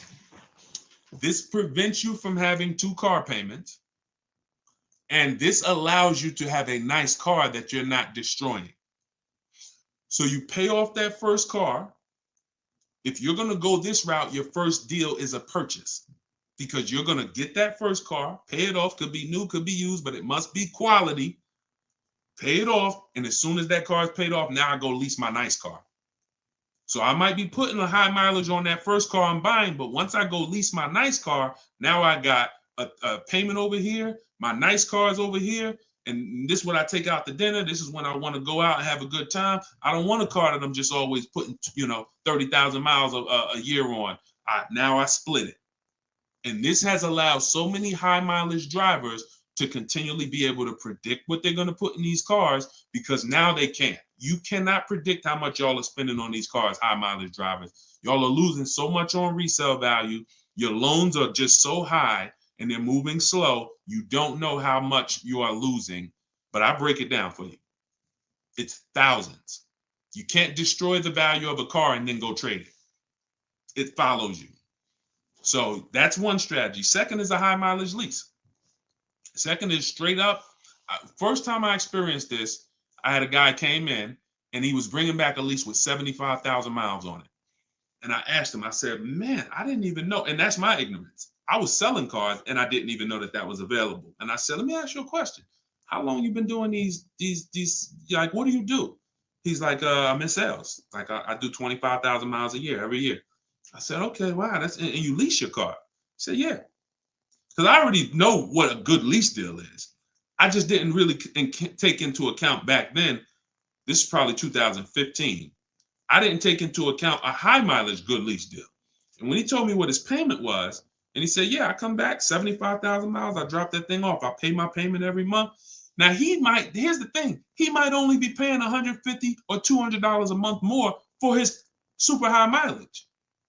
But that's much better than him buying the cold car, destroying the value, coming back and trying to trade it with 10, 15 grand negative equity. So strategy, you are not really purchasing cars with strategy until leasing and purchasing is in your tool belt and you know when to use which. For your family, not just you, for your family. It's not just you. All right. So great questions. So this is the type of stuff that's in the book. Everything's in the book. Whether you see me live, whether you see me on social media making videos, you're going to get all the information. You don't have to worry about, oh, Deshone is holding back info. It's not. Now, access to me, yes, I have access. I have a Cars from Home University where I coach people personally and we work together. That's access. But as far as the information's out there. It's how you want the information. We'll get it to you anyway. If you want it all in one spot, get the book, get Car Shopping for people that hate car shopping. Download it now. It's 75% off. Scan the QR code or go to deshonesbook.com or go to my Instagram or TikTok bio and get your 75% off copy. But other than that, you don't have to worry about not having the information. See, what y'all have had to deal with is how do we make great car deals? How do we not pay penalties when we don't have the information? But now the information's here. It's here for you. It's just you got to decide, how do I want the information? Do I want to look through all Deshone's videos? I got a video on every topic. More videos to come. They're not in order, and they're for different people. Some of you are going to purchase used cars. Some of you are going to lease. Some of you are going to buy a new car. Some of you are going to pay cash. Some of you have good credit. Some of you don't. So throughout all those videos, you got to sort through that. In the book, you're only following one path. When I do videos, when I do a book, it's like one path. Let's stay focused so that we can keep you on track. That's why it's step by step. Yeah, that's how the book is designed. All right, how do you purchase a vehicle without proof of income? That's tough. You need other things that are going to weigh. That's a good question. So if you don't have proof of income, credit profile gets you approved, not credit score. So proof of income is usually only required when you have a lower score or you have a new company, new business, and they need some type of way to, try to, make sure they're going to be all right recouping their money. How is the car going to be paid? So if I didn't have proof of income, then I got to work on credit. Or I got to have a lot of cash. And even then, what's the reason we don't have proof of income? Once I know that, I could better explain. What's the reason we don't have proof of income? Seems dealers don't care about mileage if you release with them. That's now good time. So now watch this, y'all. This comment just came in. We'll still cycle through all the comments. We got another little while in this hour. We're getting through as much as we get through. It's good time on YouTube said, seems dealers don't care about mileage if you release with them. Absolutely a mirage. I asked y'all earlier, who's had somebody a dealer say, oh, we'll take care of the old payments. We'll take care of the mileage penalty. It's absolutely not true. Since 2006, here's the only time, shout out to y'all running the likes up on TikTok. I appreciate it. Y'all keep running them up. Thank you so much. Shout out to the sharers. Everybody who shares good information, just hit the share button wherever you're at and share with somebody if you're in this sharing. So I've never seen mileage taken care of, ever. No program, no bank, no leasing company, and we've done thousands of transactions. I've never seen a leasing company say, we'll forgive mileage. Never. So that does not happen. Mileage penalties let's say we calculate a $2,000 mileage penalty, that gets rolled over to your next lease deal, and we're working that lease deal with that $2,000 accounted for. So whatever the deal is we're working you now, perfect, here's what it is. Make sure that $2,000 penalty is in there. You pay for that. Now, in some cases, very rare, there's loyalty programs where they waive some payments. Mercedes used to have this. It's since gone away, and they didn't have it on every vehicle. They didn't run it every month, where if you lease another Mercedes, we'll cover 3 of your old payments. So you could get out 3 months early, no penalty, but it had to be waived. Since I got into the business, I've heard dozens of people sitting around me say, we are going to be waiving those, but we're going to be taking care of those payments. Mm-mm. Are you waiving the payments? Oh, what do you mean by that? Are you waiving the payments? See that, and we when you ask them that question, I don't want you to even go in looking to get out early. I'd rather you know what your deal is, so you can shop from home the way I teach, where no one has to reveal that information to you. No one is. If you got the right strategy, you're never putting yourself in a position where someone can lie to you without you knowing it. So if you go in the old way and you go into one dealer and say, hey, I'm looking to get my, new lease and I got like penalties, and they'll say, okay, we'll take care of it. That's putting yourself in position to be lied to.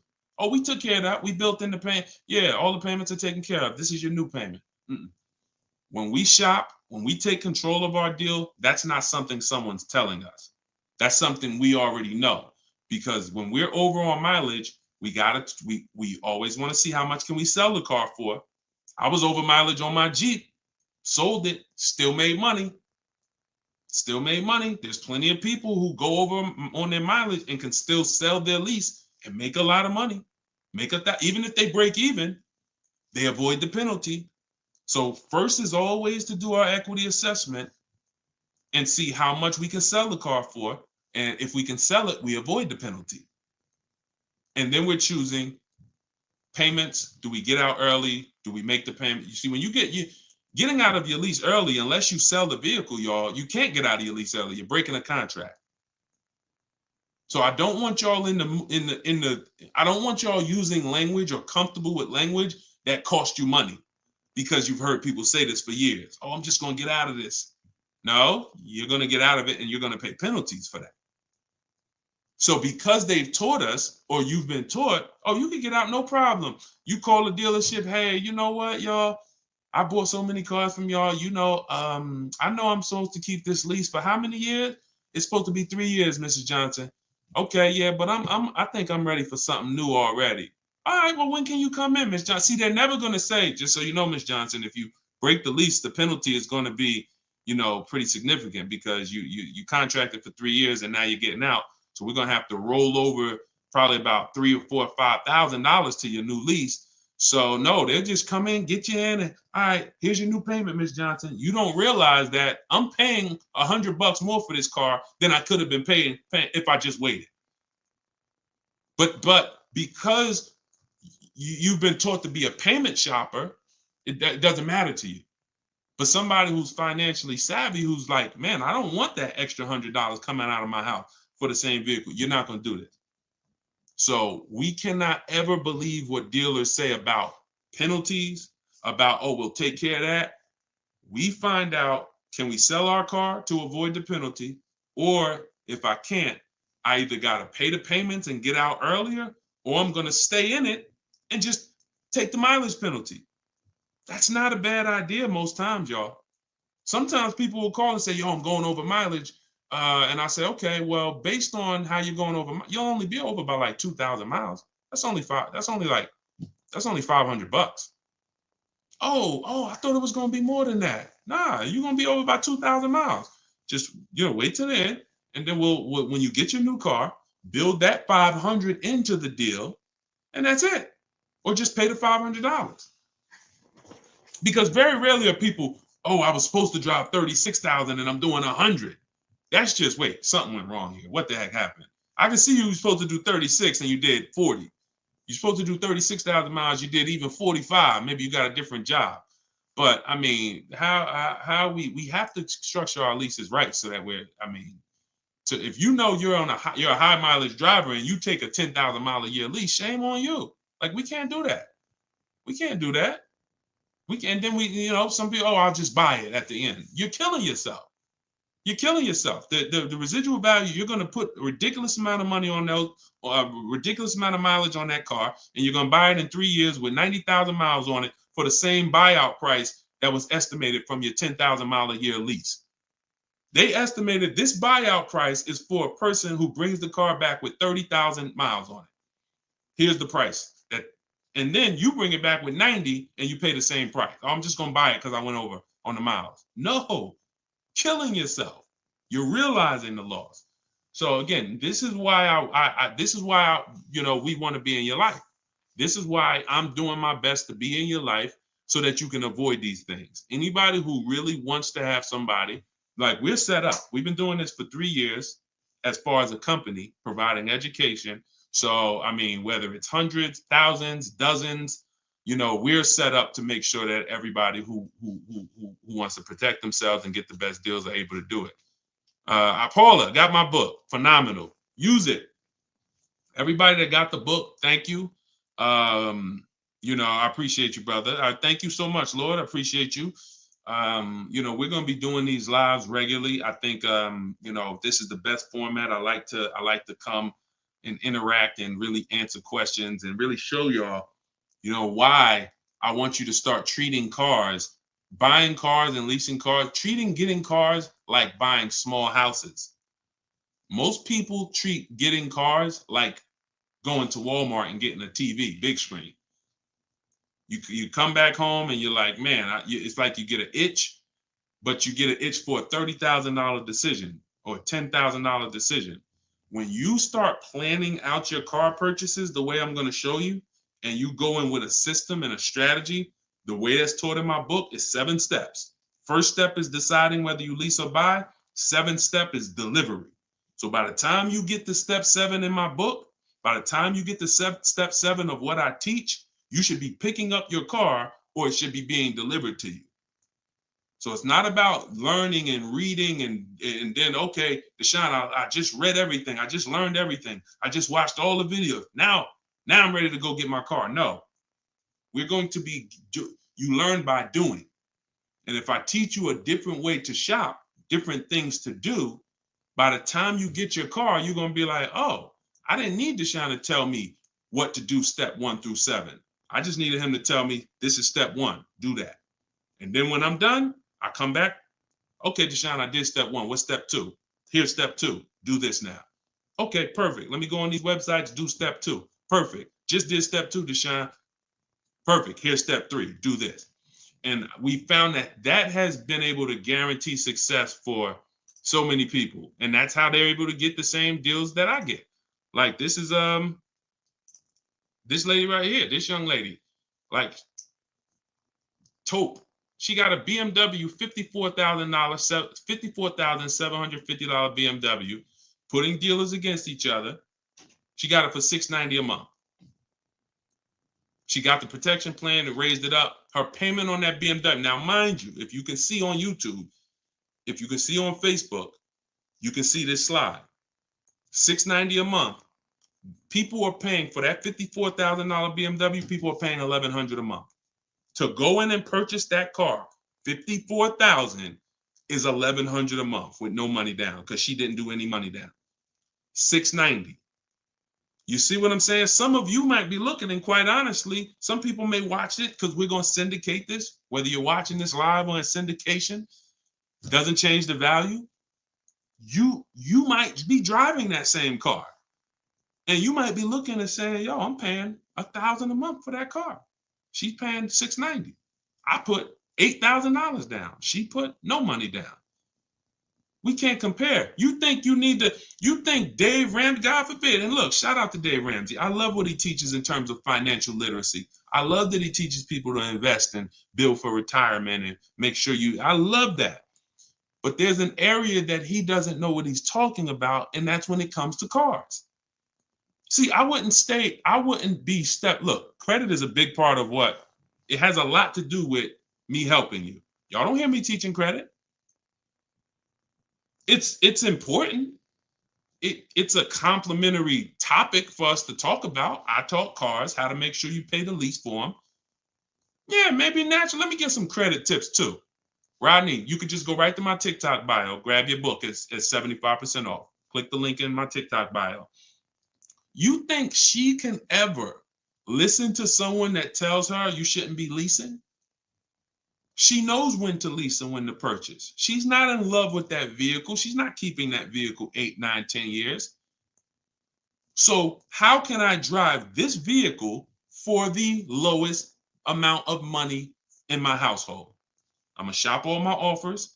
The dealer that wins the bid, I'm gonna see what it is. Oh, look at that. It's $690 a month. I'll take it. This is how we are going to keep thousands of dollars in our household. As things continue to go up, I need you guys to be spending, I need you not only to be making sure your cars are below your max budget so that every single month you're not growing tired and weary of your car payment. That means it just needs to be below your max budget. And then the second thing we need is to make sure that you are driving the best possible product for that money. You could be below budget and look at what you're driving for the money, and you're like, yeah, I'm below budget, but could I have gotten a better car for this money? Could I have gotten more car for this money? And I'm here to tell you that when you understand leasing, you're going to see there's no comparison. $690 a month for a daggone $1,100 a month vehicle to purchase. So short term, less than 8 years, we always lease. We never purchase. Now, in another episode, when we start talking about, in another segment, we'll talk about overpriced leases because every lease is not equal. Y'all gonna learn. We can't, every lease deal, even when you learn to shop, you must learn to shop. You must, because some 80% of dealers are overpriced on their leases. 80% of dealers who gave Tope a quote, let me come back from this screen. 80% of dealers who gave a quote to this young lady, Tope, on her BMW, were a lot higher. Some of you even saw it on the video. It said it when she wrote it. It said, man, all these other offers were a lot higher. That's how it's supposed to be. So you can't go back and forth with one dealer. You must reveal the best dealer, the best offer through multiple offers. So that's what you do. And you do that whether you're leasing or purchasing. And when you start doing that, you'll understand. That's in the book. That's what I teach. Bids. One-to-one negotiation is dead. I want y'all to eliminate one-to-one from we never do it. Because you cannot do that with any other item and win. You can't do it with jewelry. You can't do it with groceries. You can't do it with televisions. You can't do it with houses. One-to-one negotiations, you lose every time. You must see multiple options, multiple offers, and then we pick the best one. And what you see is that's gonna be done with loans we get, cars we buy, and cars that we sell. We don't trade. So, all right, yeah, this has been great. I need her contact. I don't know what you, I guess y'all having a conversation. I didn't know what y'all needed contact-wise. All right, let's see. Is buying and selling a car a good hustle? I'm not really teaching people how to buy and sell cars because, there's, if you want to go into the car business, that's not what I teach. Do I have to log out to purchase the book? You shouldn't have to. Let me try to reset. Let me know if it's still showing a $97 price or if everybody was able to get the 75% off price. Let us know. All right, I just reset it, so it should give you an opportunity to go back in there now and get your and get it at the 97% off. All right. Buy dealer loaner cars. It depends. Those can be great opportunities. But again, we still need something to compare it to, Tina. Tina on Facebook said, buy dealer loaner cars. Now, we will buy or lease a loaner car if it's a great offer. So when we reach out to dealers, you'll see in the book, I teach you to go to the website because I give you my scripts. I tell you what to say. Some of you could do it by phone if you want to call a dealership and try to get multiple offers, but I would only speak to a sales manager. And even then, you got to just make sure that you but only speak to a sales manager. But the point is, if they have a loaner car, it needs to be so much better than what I could get a brand new one for. So if, for instance, if the dealer that wins the bid is offering me $3,000 off on a brand new one, but a dealer with a loaner car is only offering me $3,000 off or $3,500 off, and it has 3,000 miles on it, I'm going to go with the brand new. But if I don't have anything to compare it to, then I might think 3,000 off is a good offer for the loaner car. See what I'm saying? See, price assurance is when you guarantee. I want y'all, listen, if you want price assurance, type PA in the comments. You want this every time you make a deal. Price assurance means I guarantee that I paid the lowest price that I could have paid. That's called price assurance. I want you to understand, some of you have been, though, is that possible with cars? That's what I want you to move from now on. I never want you to make another car deal without price assurance. How do you get price assurance? Multiple offers.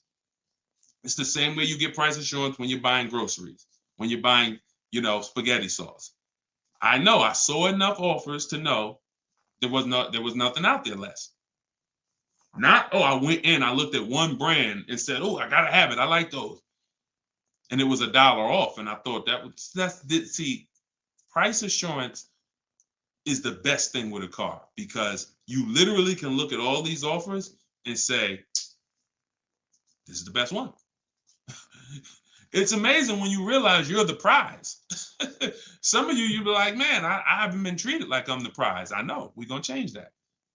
When you use the systems that I want you to use, you'll realize, dang, I've been the prize the whole time. You mean all of these banks and credit unions would work this hard to try to give me, it's all these options I got?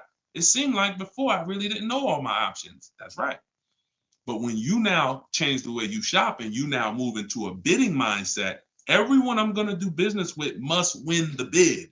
The bank, the credit union must win the bid. And then I'm going to give the dealers a chance to see if they can beat it. Now they bank's going to get a chance to bid. Very soon we'll talk about how to do that without affecting your credit. I want to show y'all this bank bidding war process. We have a specific way we shop for loans, credit unions, banks. We let dealers access our credit, and the way it shows as one inquiry when it comes to affecting our score. You must learn that, because when you see how much money is in the loans, you're gonna be mad. You're gonna be like, dang, I never shopped around the way I should have for my loan. I never shopped around. That's fine. No, there was no one to tell you. Now there is someone to tell you that if you have a $30,000 loan and the interest rate is 5.9, if you could have got 4.9, that'd have saved you $1,000. You get what I'm saying? If you have a $50,000 loan, 1 point on the interest rate, save you $2,000. So we must imagine if you could get 2 points lower, say you $4,000. So we are excited to try to get money off the car. We're going to be just as excited to make sure we're not giving that money in our loan. The banks are not loving us because we don't want the banks to like us. We want the banks to say, man, we barely making any money on this loan, but we'll take it. You don't want the bank to say, every time they need a loan, they just come right to us. They love us. Give them 5.9. They don't ask no question. Give them 6.29. Give them 7.2. Whatever. They're not gonna shop. No, we don't want that. So, all right, y'all. So I will be back for another segment. These are the things we're gonna continue to do. We'll be live on all 4 platforms. We look to partner with more platforms in the future. So if there's a platform that y'all think we should be on streaming, let us know. Right now, we are, Facebook, Instagram, TikTok, and YouTube. So it's been great. We had probably, consistently 400 or 500 people on here. And so if you want to get your book at 75% off, as long as the timer hasn't come down, you should click the TikTok bio. Name of the book is Car Shopping for People That Hate Car Shopping. If you Google it, you'll see it's already rated 4.94 on Goodreads. We have 31 reviews. So we're on our way to being a 5-star bestseller. And it's really the people using it. So I want you all to use it. Get it for 75% off. Normal price is $97. Download it immediately. Start to use it. If you're on YouTube or Facebook, you can scan the QR code and get your copy, or go to Deshone's book.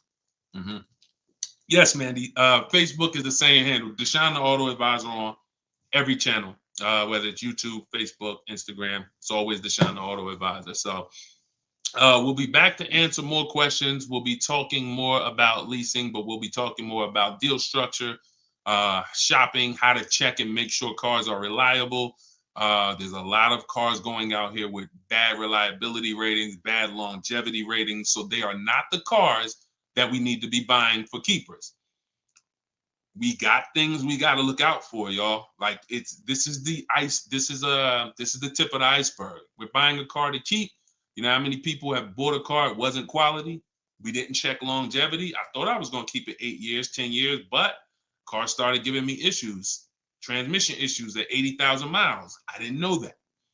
We got to make sure we're checking these things. We got to make sure we look into every, so we'll break this down step by step. I'll be going over my system, my 7-step system, and just going deep with pieces of it and answering you guys' questions. Borrow against your money in the bank. Yeah, that's fine. Whatever gets you the biggest net return, Tina. She said, I don't get loans. Borrow against your money in the bank. As long as, just whatever gets you the best net return. I'm just here to tell you that interest isn't the only loss on money. Opportunity cost is a loss when it comes to financial. If you were taking a class on finance, opportunity cost is real. If I could have put my money in something and made 10% on it, but my money was in a car and I didn't have that money, and that money is losing me 10% in the car. So let's just say I put the 20 grand in the car, and then every year that 20 grand is worth 2,000 less, then I'm losing. It's a negative 10% return every year on that 20 grand. When I could have had that 20 grand somewhere getting me 10%, use the bank's money at 4%, and now I'm still at a net positive when it comes to, am I richer at the end of the year? Am I richer at the end of the month? So I just say that to say we've been taught when it comes to finance, we just talk interest. Oh, I don't want to pay interest. I don't want to pay interest. But I'm here to make sure everyone knows the total package of why people who don't pay cash for cars, who could afford to, who literally can write $100,000 check for anything they want, why they don't. See, I'm not interested in, I'm interested in why the people who could pay cash for cars choose not to. And it's not what you've been taught. Some of it's not because, they just love debt. Now, these people have paid off houses. So these are the things that we're going to be talking about. So, and again, all in my book. If you want it all in one place, grab your copy. But yeah, this was a great segment. We will certainly be back. Always a pleasure. And just make sure you're subscribed so you do get notifications when we go live. Make sure you're subscribed on TikTok. Make sure you're following so that when we're live, you can jump on because we're going to be doing this a lot. All right. I'll see y'all soon. God bless everybody.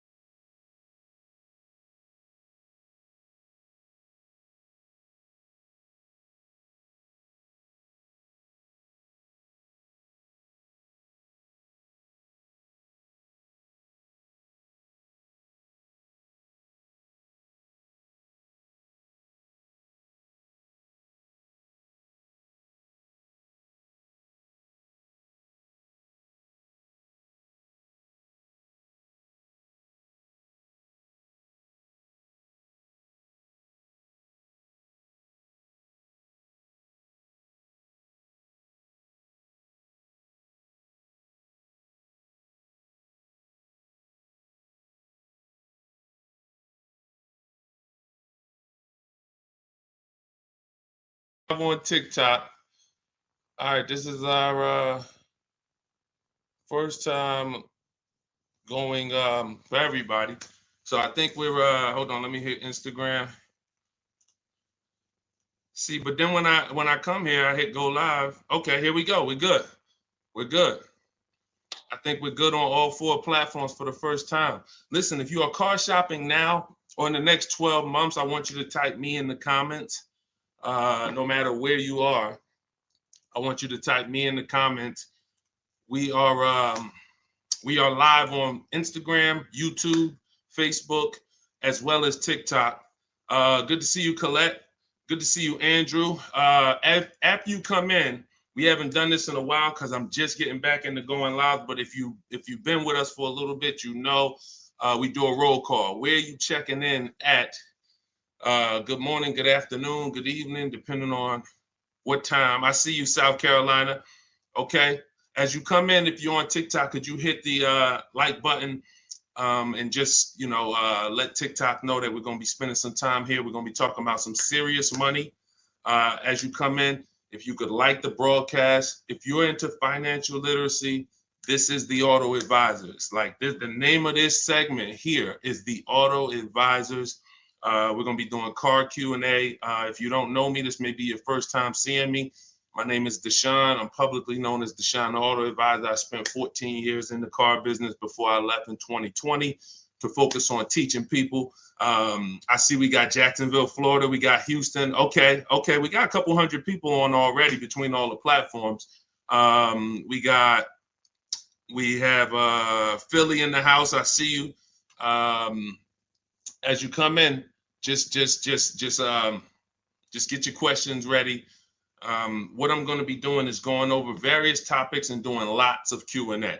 So we're going to be spending this time that, y'all going to hear me go from things like leasing versus buying to things like structuring your deal and budgeting, all with the goal of helping you get below market car deals. So as you come in, if you could tag somebody, I promise you, here's what's going to happen. If one of your friends finds out that you've been following me, following the channel, using what we talk about over here to save money on cars, and then you didn't tag them and they find out later, man, I found this guy, Deshone, he's on, and you're like, hey, yeah, I've been following him for years. And they're like, man, why didn't you tag me? Why didn't you share the wisdom? So I want you to definitely do that. And I guarantee your friends will thank you. So as we come in, let's get ready for Q&A.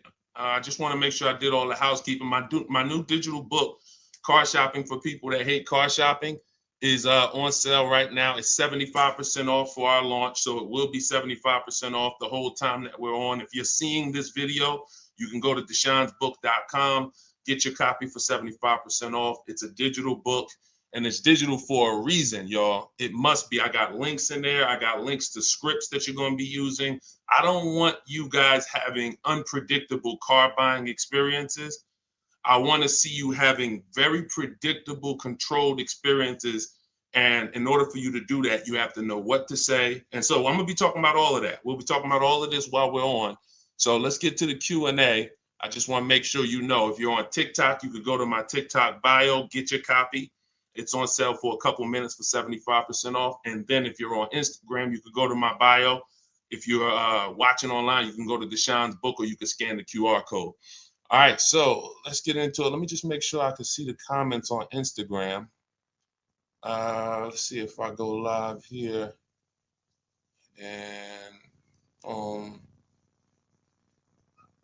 okay. Can you talk about, this is Kira from TikTok. She said, can you talk about turning in a lease vehicle to another dealership to lease their vehicle? Very good question. We don't want to turn in lease vehicles without making sure we can't make any money on them.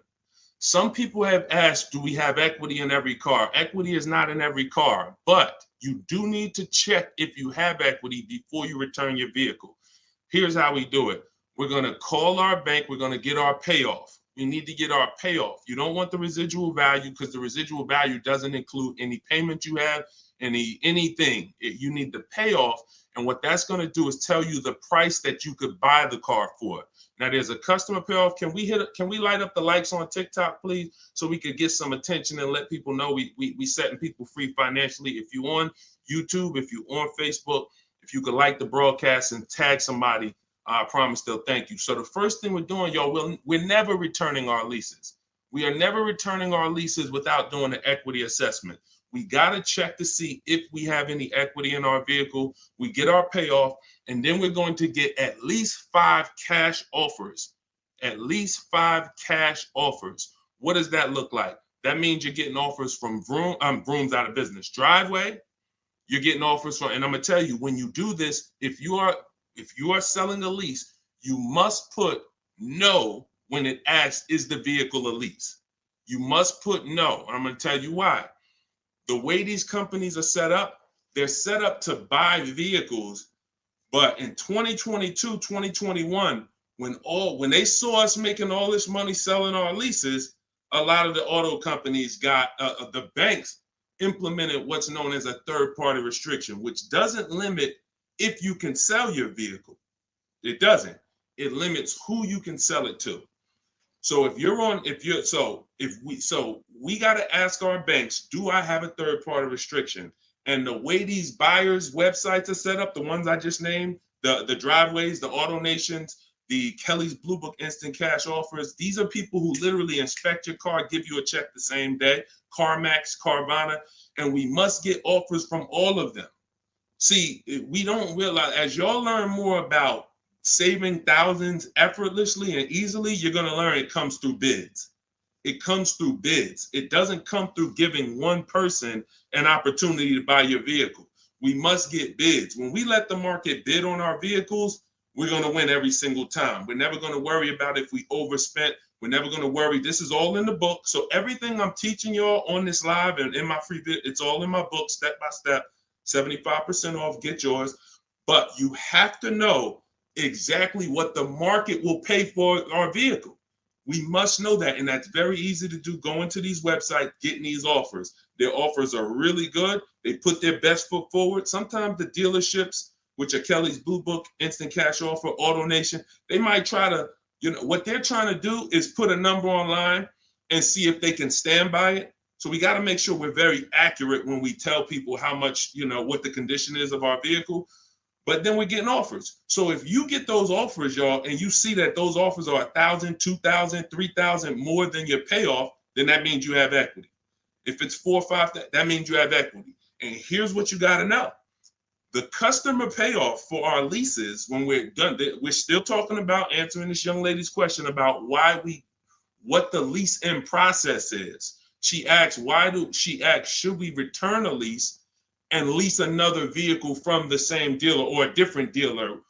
What I'm trying to tell y'all and get across to y'all is all of our transactions from now on, who we sell our car to, that's going to be different than who we buy our car from. See, y'all know that the car business has programmed us to give the dealership 3 transactions. We're going to buy a car from them. A lot of times we're going to trade our cars in, and then we're going to get our financing from them. What I'm telling y'all is, as you use what I teach and you really want to save thousands and thousands and guarantee your best deal, if you want to guarantee every time you get a car, it's your best price possible, type me in the comments. If you want to just type a G for guarantee. I want to know every time. In order for y'all to do this, we got to start separating our transactions. So I see you, Terry. I see you, Israel. I see you. Okay, so we all type in G's. This is what we must do to guarantee that we got the best price car. I see you, Father of Legends. I see you, Johnny Martinez. All right, we live on every platform. So when we are shopping, when assessing our equity is the first thing we do after we decide if we're leasing or purchasing. I'm telling y'all that in the steps of car buying, we got to know what order we do things. It's just like baking a cake. If we put the eggs in first and then we put the milk, and it said, no, don't put the milk in until, I don't know, you've let the thing sit for 10 minutes. You just put the milk in, it's not going to be right? So order is important. Shout out to the sharers. I appreciate it. And listen, I appreciate everybody who shares. I appreciate everybody who helps us spread this message. And in time, we're going to do something great for the sharers, because we can't do this without y'all telling people about it. So this is the equity assessment. We don't worry about what car we're going to buy yet. We don't worry about who we're going to get our loan from yet. Here's why. Until we know what our equity position is, we don't know what we're doing. Example, if you run your equity, you find out you got $3,000. Well, that money is as good as cash in your pocket, or you can put it into your next transaction, or you can put half in your pocket, half into the next transaction. Y'all see why knowing your equity position is super important? Here's another reason. Let's say we have negative equity. Negative equity means we owe more than the car is worth. In my book, I talk about, and you'll hear me talk about it in my free videos, there's only 3 things you can do with negative equity. You can pay it off. I call it paying the difference. You take the highest offer. If it's like 2,000 or 3,000 different, you just pay it off and you're now done with it. No baggage. You can transfer it within limits though. So when you go to transfer negative equity over, this is where we get to the point where negative equity can either stop our deals or it can literally kill our deal. The bank is only going to approve a certain amount above the value of the car we buy. So let's say we're buying a $20,000 car. The bank's not going to approve 30,000, 40, 50,000. They're going to look at the price and say, wait, car's worth 20. We might lend 26, depending on the customer's credit, but we're not lending 30. We're not lending 35 on a $20,000 car, which means if you have 8 grand, 10 grand of negative equity, you can't transfer all of that over because you're going above the loan to value ratios. This is why negative equity, knowing the cause, is important. And there's 2 causes. You don't understand leasing and you're switching cars with loans on them. If there's an emergency, we understand that. I see y'all. Shout it out. We live. Literally, I see between all the platforms, we got about 400 or 500 people on here right now. So shout it out. Can we get the TikTok likes up? Can y'all keep tapping the screen on TikTok? Let's make some noise over on TikTok. But we're doing great. So this is why we can't move on. But I'm telling y'all, 99 times out of 100, I've been in the car business since 2006. I left in 2020. I left in 2020 and it hasn't changed. The cause of negative equity, 99 times out of 100, is you don't understand leasing. You buy cars, you're not keeping them long enough to pay them off and win with the depreciation. It's not just paying off the car. Some people say, oh, Deshone, I pay off my cars in 2-3 years. But your car's depreciated value is what you need to try to avoid. You need to try to avoid taking depreciation hits. And what y'all going to learn more from me is the 8-year rule. I've already done the math. I'm going to show it to you in time, if you just stick with us. But if you believe me right from the start, you're going to win. If you're not keeping cars 8 years, you're losing thousands of dollars not leasing cars. Does not matter how much you drive. Does not matter. Here's why. Listen. Who was taught? Oh, we lighten up the likes on TikTok. All right, I appreciate you, TikTok. Appreciate all of this. Let me ask you a question. Everybody on here. Who was taught never to lease cars? Be honest. I want you to type never in the comments. If you were taught never lease cars, if you've heard that from someone, I want you to type that in the comments. Here's why this is so important. This is all in my book. My book is called Car Shopping for People That Hate Car Shopping. It's a digital book. And for the grand opening, it's not a store. For the launch of the book, the official launch, we're doing 75% off for everybody. So you could go to my TikTok bio, you could go to my Instagram bio, you could go to deshonsbook.com, or you can scan the QR code and you can get your book for 75% off for a couple minutes. So we have a lot of people who were taught never lease a car. Never lease a car. Let me tell y'all how much. I'm going to give you a little sense on how much that's cost you. And then, we'll go deeper. Everybody, let's say you're a person who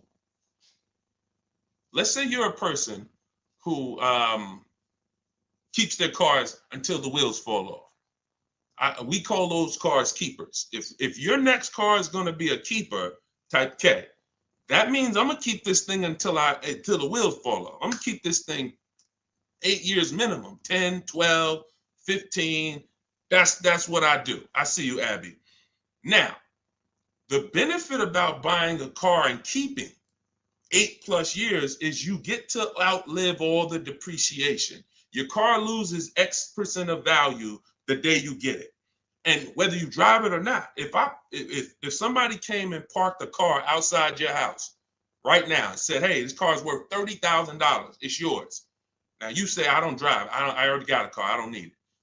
You come out a year later, is that car worth $30,000? You didn't drive it. See, this is your first. You didn't put a mile on it. You didn't touch it. It just stayed out there. It was worth 30 when they dropped it off.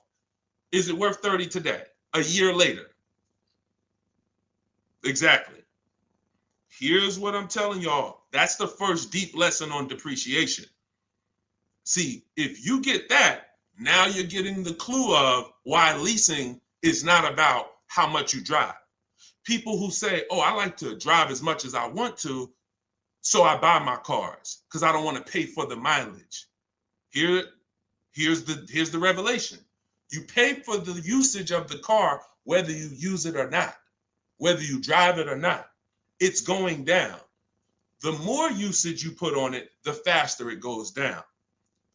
So leasing is not a matter of how much I drive. Leasing is, if I get a great lease deal, we're going to talk about that. All lease deals aren't created equal. And these commercials we see that say, "Hey, 3,000 down, 8," these are not lease deals. I'm going to show y'all some lease deals over, I'll actually probably show y'all one in the next couple minutes. Great lease deals are not advertised. They're made in secret. No one really knows about them. The great lease deals are not advertised. Great deals are not advertised. Great deals are not advertised. So you can't judge the lease pricing by what y'all see in these commercials, or it's not going to make sense to you. But when you get great lease deals, it is no comparison. The name of the game is, will I pay less with a great lease deal in depreciation than I would pay if I purchased that car? That is the name of the game. And when I look and see, all right, if I get a great lease deal, I'm only paying 30% of the car's value, 35, 40%, 45%. But if I bought that car, regardless of whether I paid cash, regardless of whether I got a loan on it, the asset, the value of the car is going to go down by more than that. So what we're doing when we're leasing versus buying is we're trying to hedge against depreciation. We're trying to acquire a car that says, based on how I got this car and the price I'm paying for it over 3 years, it's thousands less than if I would have went and purchased that same car and just took the value of the depreciation. And this is what I'm telling y'all. They've hid you can't understand this when you're just tied into payments. And a lot of you know, payments have nothing to do. Some of you who are a little bit more financially savvy, payments have nothing to do with the deal on the car. If you don't know that, you're going to learn that the more you hang out here. Payments have nothing to do with the price of the car, the deal on the car. That's just the financial tool. That's just what you've attached to the asset. If you go and you overpay $10,000 for the car, doesn't matter if you got a loan on it. Doesn't matter if you did no money down. You overpaid by $10,000 for the car itself. That's focusing on the asset. So leasing, y'all, is for people who don't keep their cars more than 8 years. It's that simple. If you do not keep your cars more than 8 years, you cannot outlive the depreciation that the car is losing. The money, you go out, slap 30 grand into a car, that car is losing money for you every single month. So you're trying to say, is there another way I could get a car where I'm not paying this kind of money? If I'm losing $500 of value every month in my car, is there a way that I can lose less than that? And what I'm going to show y'all is leasing is just the way. So these are the first two steps. The young lady asked the question about returning her lease, but I want y'all to know that that's step 2. We assess, can we make any money on our deal, on our old car?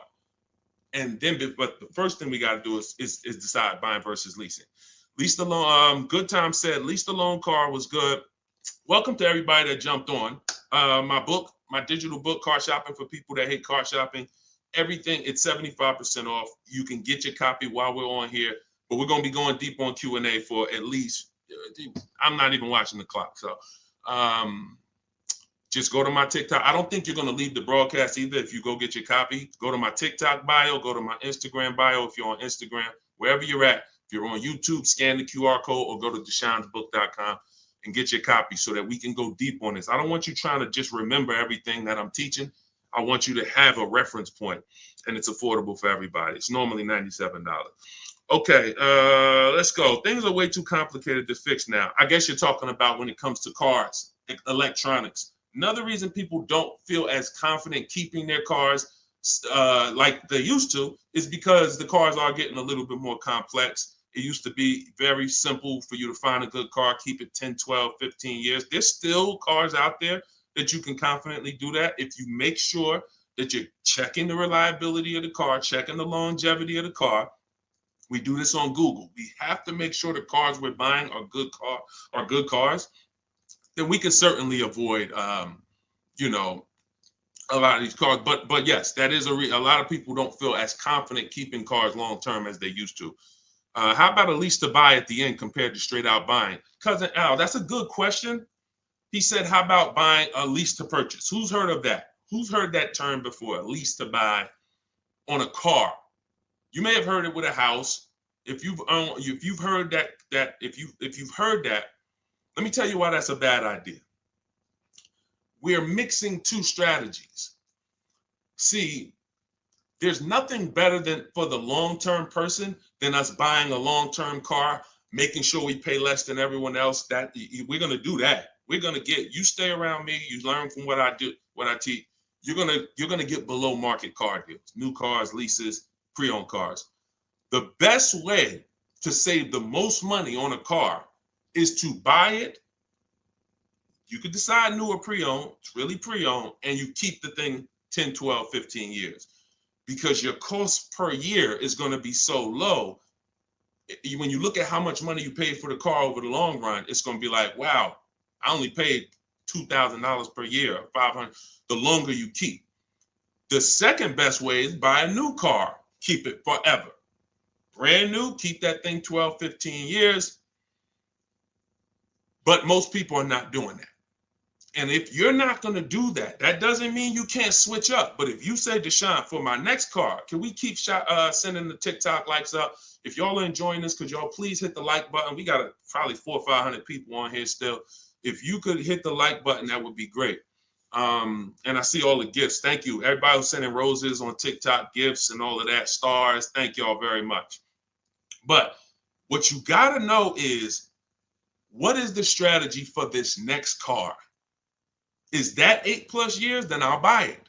There's nothing better than that. I'm going to buy it. But you got to realize buying comes with what, y'all? Maintenance, upkeep, repairs. That's what it comes with. But we win when we buy. We win 8, 9, 10, 15 years later is when we win with a purchase. You don't win with a purchase 3, 4, 5 years because the person who's leasing is paying so much less than you. If they got a great deal, they're paying so much less than you to drive a brand new car. It doesn't, like, you don't win. You can't win. But in the long run, you will. So you got to ask yourself, this next car, is it 8+ years or is it less than 8 years? And if it's less than 8 years, then I got to go to my lease strategy. And that could be for my, you know how many people out here, y'all, they're like, oh man, I buy my cars, I keep it till the wheels fall off. I'm not leasing. Yeah, but what about your spouse? What about your children?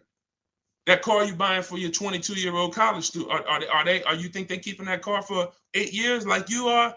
No, probably not. Then you should be thinking about, you shouldn't even be thinking about, you should be going to the lease play for them.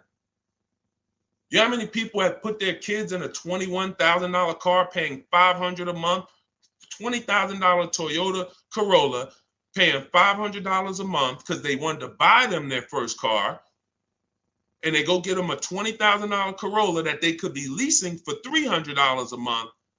And then that kid wakes up in 3 years and they're like, man, I'm paying $450 a month for a Corolla. I don't really like the car.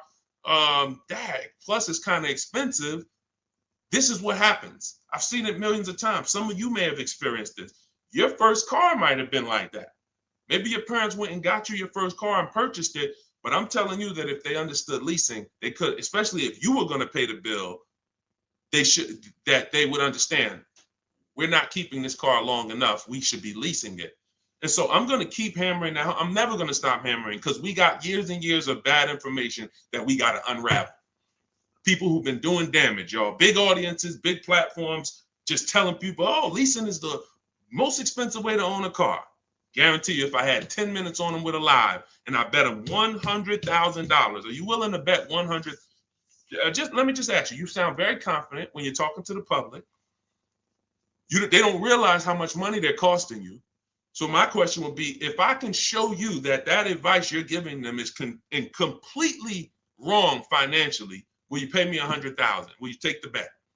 Because if you're willing to say that, stand on it. That's what they tell y'all. Exactly. He said that's what they tell us. See, and that's why I'm here. That's why it's very important what we do. That's why it's important when you share, when you tell somebody about these broadcasts, when you tell somebody, watch what they're doing over there at the like we're coming in to unravel years of bad advice. And a big part of that is leasing. Not the only part, but a big part of that is leasing. But you cannot all lease deals aren't created equal, y'all. Lease deals are when we shop for lease deals, you must get bids. And I'm telling y'all, you must get bids for everything. We'll talk more about that as we continue to go on. All right, let's get to some more questions. Why are taxes added to a buyout when they're already included in the paid? Somebody said, Christina on TikTok said, why is taxes added to the lease buyout price when it's already included in the monthly payment? Well, it's only included in the payment for the portion of the car you're leasing. So when you're paying for, your 30-40% of the car, 50%, the better lease deal you got, the lower percentage of the car you're paying towards over 3 years. That's what the tax is calculated on. That back end, which is when the car goes back to the bank or the next buyer, there's no taxes factored in on that. Depending on your state, sometimes they will put tax on the payment, but they're not usually. I don't recall ever seeing a case where they're taxing you on the whole car because you're not using that portion of the car. That's why when you lease, when you look on your credit report, you'll see the only part you're responsible for is the part that you're using. So even though the car might be 40 grand, it might say balance owed 18 because you're only responsible for that 14. You're not responsible for the back end. All right, we lighten up the likes on TikTok. Appreciate y'all. I see you, Lisa Vasquez. Welcome. Kat, I see you. All right, let's go. Let's continue to rotate questions. What happens to my down payment on the lease? See, a lot of people asking about leasing.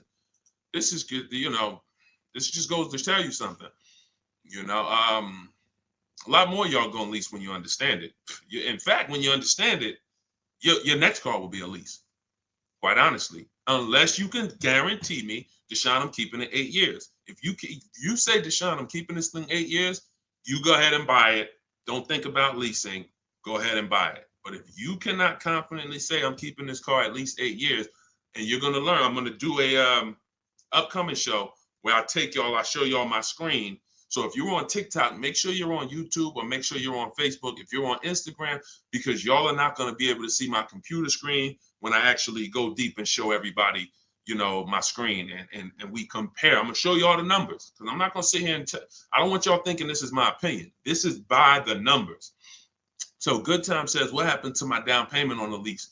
So you should only do a down payment on the lease after you've already verified you got a great deal.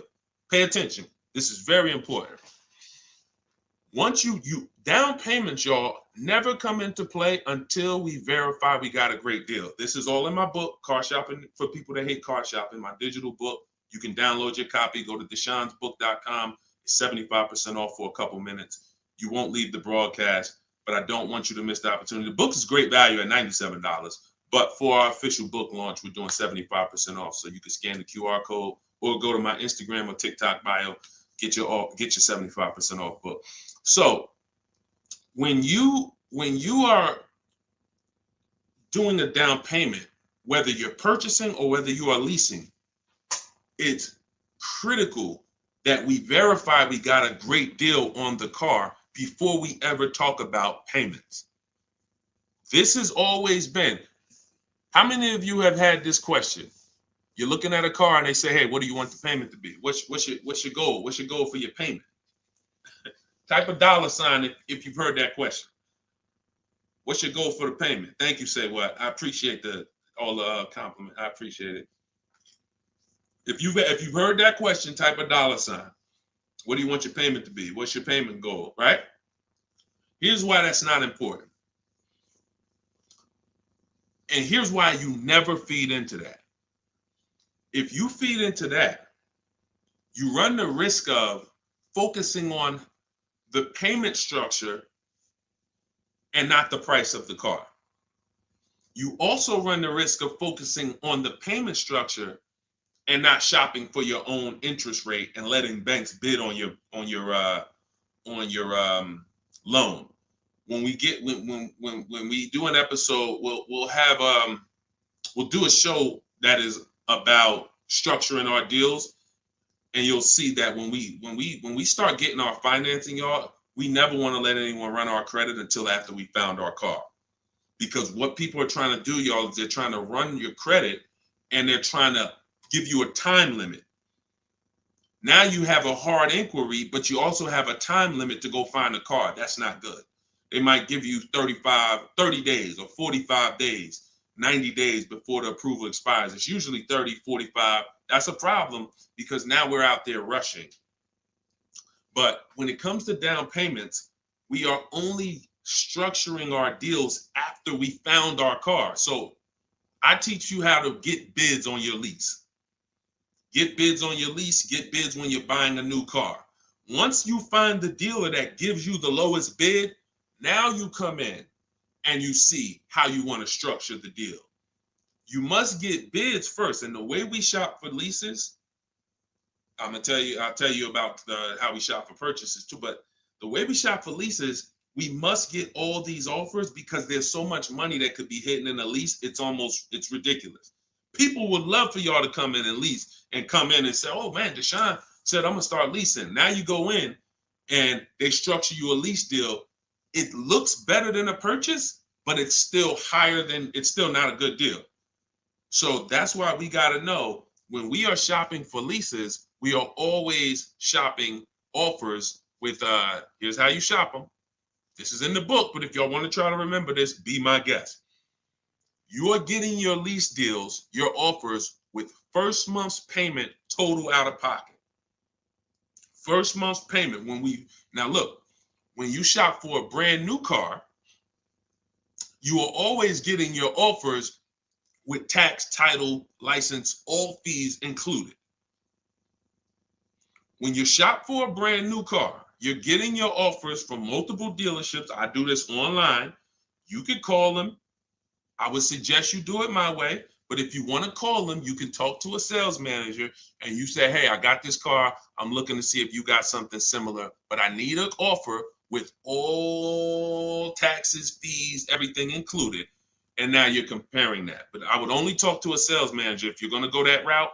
Again, in my book, I teach you the scripts. I got the emails that we use to do this because you want to use my words. But if you're not going to use what's in the book, you should be calling and asking for a sales manager and just give them an opportunity to beat the quote. That's a manual way to do it, but it's still better than you going back and forth with one dealer. We cannot go back and forth with one dealer anymore because when you start getting bids, mark my word, it's going to blow your mind when you see how overpriced some dealers are. When you see how overpriced some dealers are, it's going to blow your mind. So in order for you to shop your lease quotes, you're shopping your lease quotes with no money down, so good time. When you talk about what happens to your down payment on a lease, well, you're not putting your down payment down until you got a great lease deal. So you get your lease deal, first payment, and then you divide that into the monthly payment. Into the MSRP. Very important. Let me give you all an example. Pull up my calculator. So let's say I got an offer of $500 a month on a $40,000 car. That's what's called a 1.25% lease. You take the monthly payment and you divide it into the MSRP. That gives you a percentage. The lower percentage, the better the deal. And this originated from some of who's heard me mention the 1.5% rule for bad lease deals. Type me if you've heard that. No, you don't have to tell them you're pre-qualified before you go. It's not even a question. We're just shopping for the price of a car. So you've heard, okay. Okay. So, see, and I looked at another question while I was in the middle of answering one. So, wait, we were talking about lease quotes. We were talking about, okay. Okay, that's right. The 1.5% rule. So when y'all hear me mention the 1.5% rule, I'm telling y'all, again, it goes back to the fact the lease, the name of the game with a lease is how much can I pay for a car over 3 years that I'm giving back? The lower, the better. So since the beginning of time, people who got great lease deals knew about the 1% rule. The 1% rule said, if I buy a car, if my lease payment is 1% of the MSRP or below, it's a steal. So if I'm looking at a $40,000 car and my lease payment on it, 12,000 miles per year, is $400 a month, no money out. No money. I know that y'all may have been taught, yo, you got to put money down when you lease. That is a lie. I'm going to be peeling back a lot of lies, a lot of misconceptions, a lot of bad belief systems that we've picked up, and we're going to tear those down. So money down with a lease is absolutely not a requirement. So when we're getting our lease deals, example, 2018, I leased a 2018 Jeep Grand Cherokee Laredo. It was $35,000.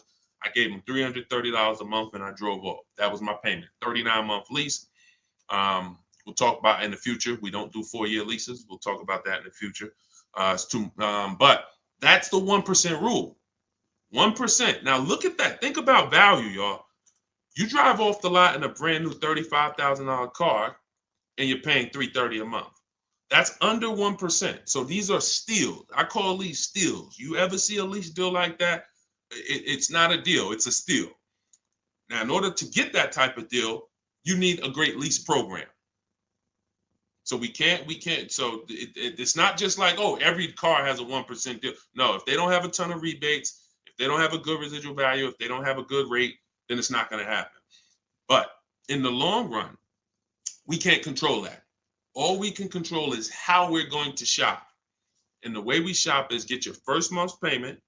Is you tell every dealer, give me a quote with first month's payment, and put all the taxes and all the fees into the monthly payment. And then you let me know what that is. And you have to know the MSRP, because you divide that monthly payment into the MSRP, and that's going to tell you the percentage. If you see 1.35, 1.45, 1, these are good deals, really good deals. We still need to compare, because I got people who are getting, look, if we don't compare, you could be in trouble. You don't want to just take a deal. There are people who think, oh, I thought a 1.25 was a great deal, and then I end up getting 1.1.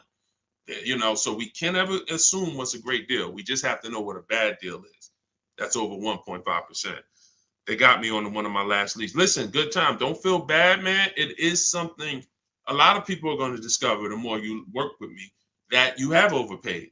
But there's been no one to tell you. So there's been no one to tell you. So 1% still, 1% 5 is the max. Exactly, K-Dub. That's the exact formula and ratios we use for measuring great lease deals. 1% or lower is a steal. Between 1% and 1.5 is a deal.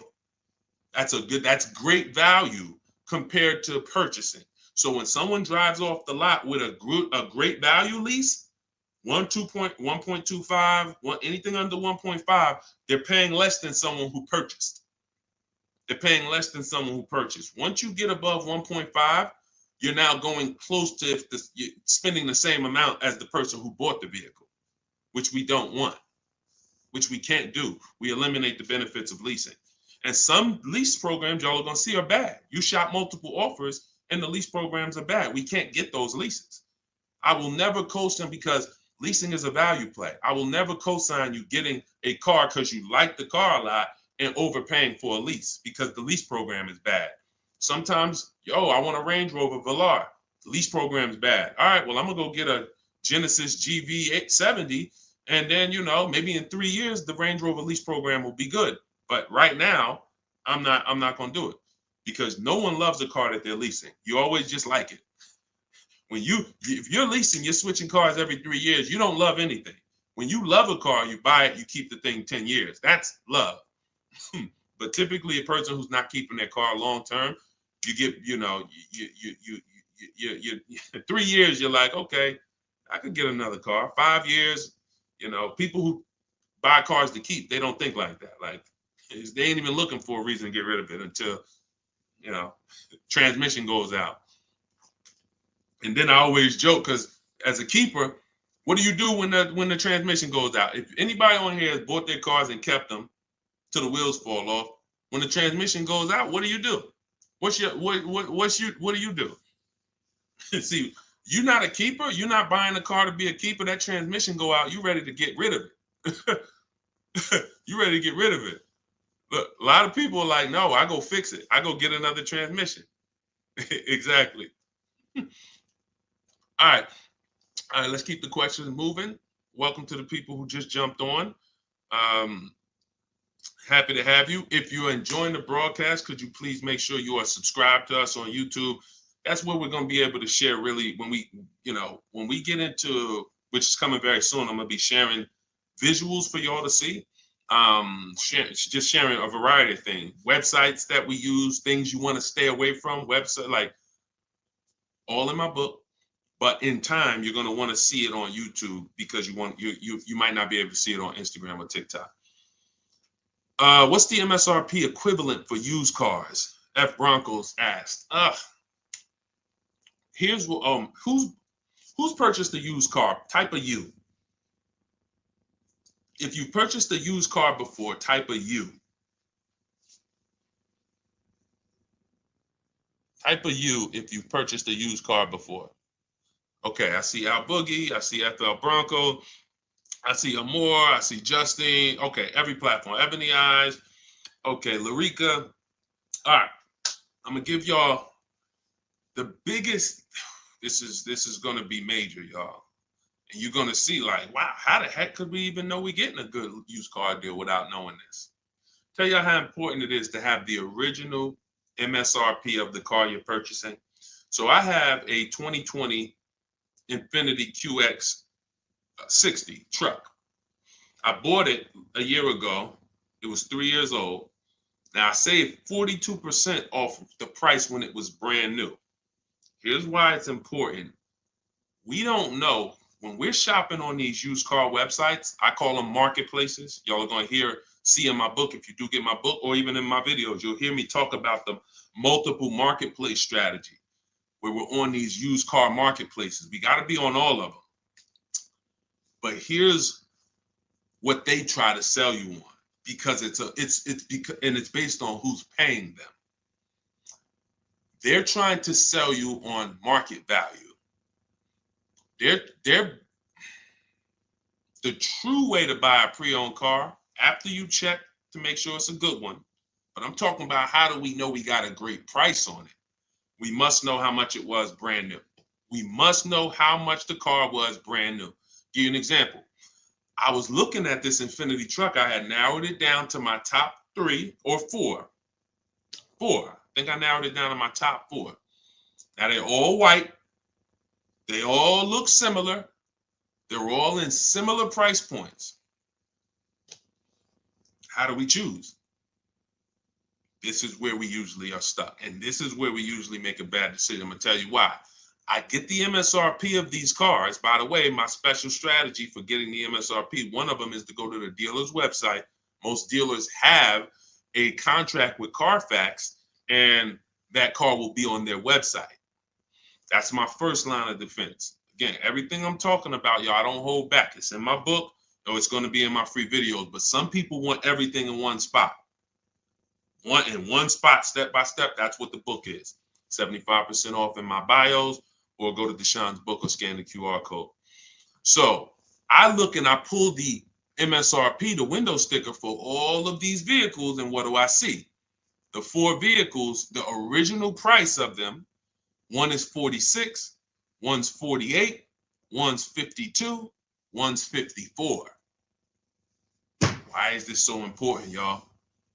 They've taught y'all to buy used cars based on what? Nothing.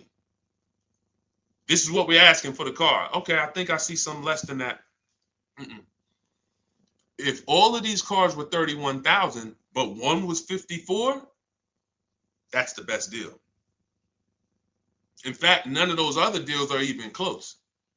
That car right there has more packages in it, more equipment in it, special features in it. Those other cars don't. So the percentage of the discount that I'm getting off the car is higher here. Does not matter what the dealer's asking for the car. See, we've been taught you go and you focus on trying to get the dealer's price down. That is true in some cases. But what's more important is I need to know, based on what the dealer's asking for the car, how much off MSRP, original MSRP, am I actually saving? Is it 30%? Is it 40%? Because I might look at this car here and yeah, they might be asking $1,000 less for it, but the original equipment in that car is $5,000 less equipment. This is why it's very important. It's critical.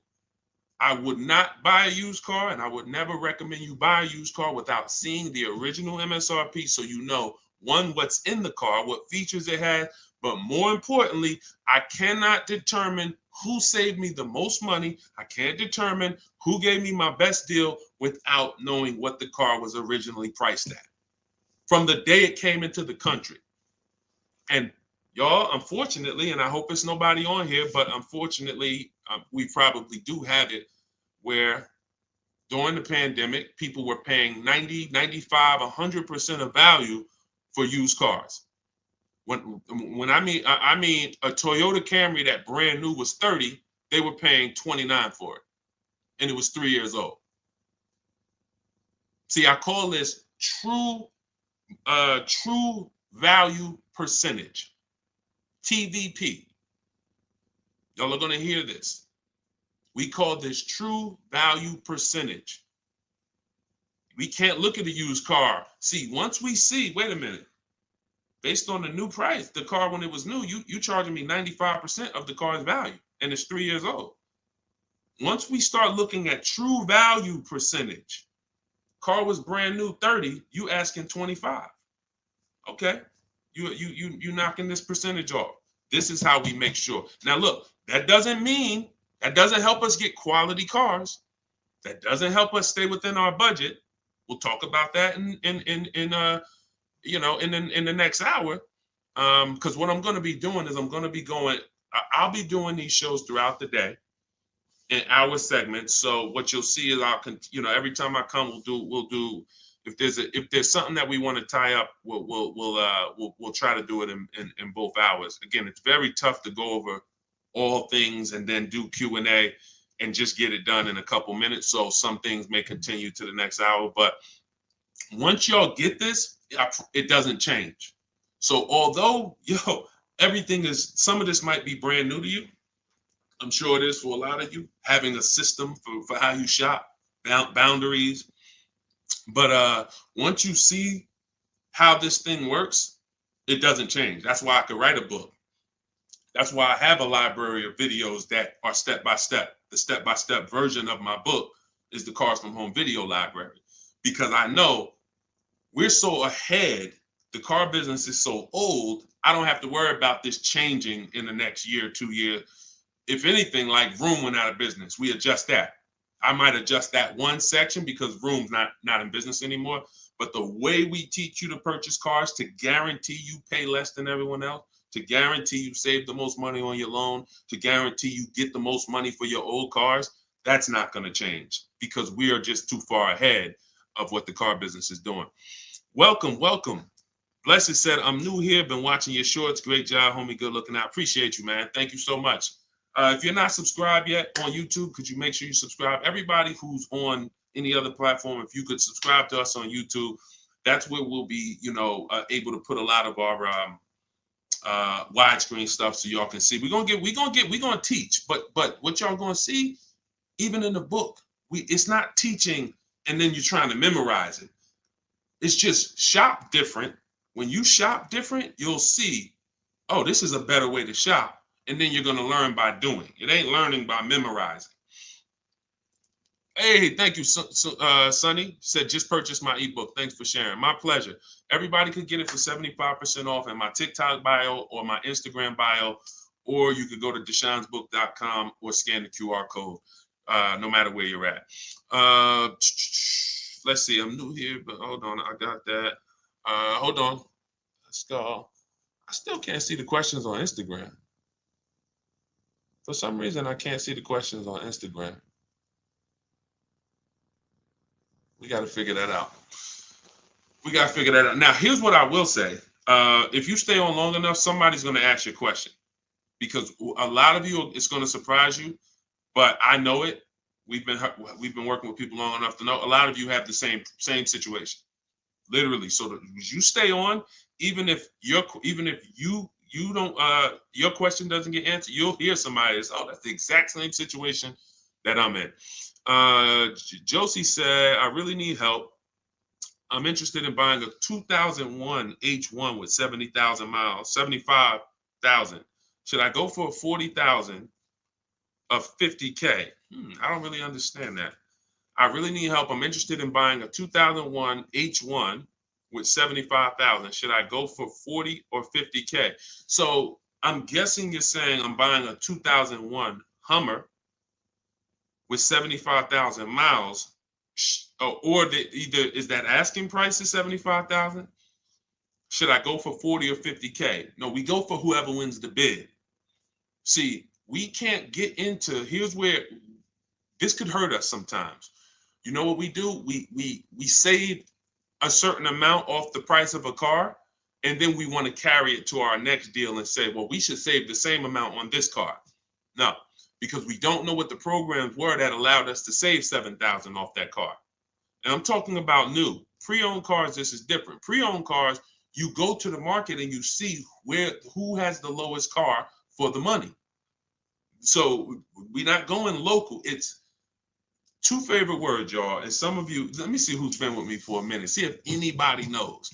What's my two favorite words when it comes to saving money? And again, this is, I haven't been live and we haven't done this in a, does anyone remember favorite words? Y'all wouldn't know on YouTube, I don't think, unless I used to say this a lot on TikTok. Oh, Alicia said they got kicked out of Instagram. Okay, so come on over to TikTok. All right, it still says we got a lot of people on Instagram, but that's good to know. Okay, we'll check that out. Does anybody remember my two favorite? All right, anyway, I'm gonna tell y'all, and now y'all will know this going forward. And I want these to be your two favorite words: multiple offers. Multiple offers. Very important. When I tell you, when you make multiple offers your two favorite words, you are going to save so much money. It's crazy. So I'm not buying something and there's only one of them out there. I don't have anything to compare it to. That'd be like me walking into the grocery store and I want chips. I really want some barbecue chips. And I go into the aisle and it's only one brand of barbecue chips. Wise Barbecue is the whole store. Now, I don't know if they're charging me a good price because I don't have anything to compare it to. They might say, oh, bag of chips, $4.99. Is that good or not? Well, we don't know. But when I see all the other options, same thing with spaghetti sauce. I need to see all the options. Same thing if some of y'all were buying a TV. If you had to buy a TV right now, if you had to buy a daggone 100-inch TV, are you worried about overpaying for it in this day and age? No, because you know, man, I'm going to go to Amazon, I'm going to go to Best Buy, I'm going to go on this Walmart.com, and by the time I see some options and see what they pricing at, I'm going to be able to choose the best one in 10, 15, 20 minutes, right? That's what comes through. That's price confidence. That's called price confidence. And the only way to have price confidence, to eliminate that feeling of, oh, did I overpay? You think I paid too much for this? Is to learn multiple offers, multiple options. So what you should be doing, Josie, is looking at so many H1s, wherever they are, that I know I'm not going to overpay because I see them all. I see where the price, and I'm gonna teach y'all, this is in the book, and I'll teach y'all in my video. We set up accounts when we're shopping for a new car, because once we know where the prices are, we want to be alerted every new car that pops up, every single used car that pops up, you want to get alert on it. You want that thing coming to your email the minute they post it, because everybody else is not going to be able to move on it because it's too fast. They need time. They need to, oh, let me see it. Okay. But if you know the used car market, like I'm going to teach you, if you know the low prices on this car is 40, the high prices is 55. Soon as that one pops up at 41, you don't have to hesitate. Speed is what gets people deals a lot of times, y'all. I've sat in front of people and I'm literally offering them, and this is back when I was in the dealership, and I'm literally offering them, like, the dealership is making no money. That's how good of a deal it is. And I'm like, listen, miss, like, I'm just telling you, we're making no money. We gave you everything. But they didn't take it. And I'm gonna tell you why. I can't blame them. They didn't have enough other offers to feel confident that what I was giving them was the best. That's the problem. So in order to have price guarantee, price assurance, for us to know that we are paying less than everyone else, we have to see multiple offers. And then in order for us to guarantee that we have not, that's just what it is. Price assurance comes through multiple offers. And then we have to get a quality vehicle. Okay. So all of this I will teach.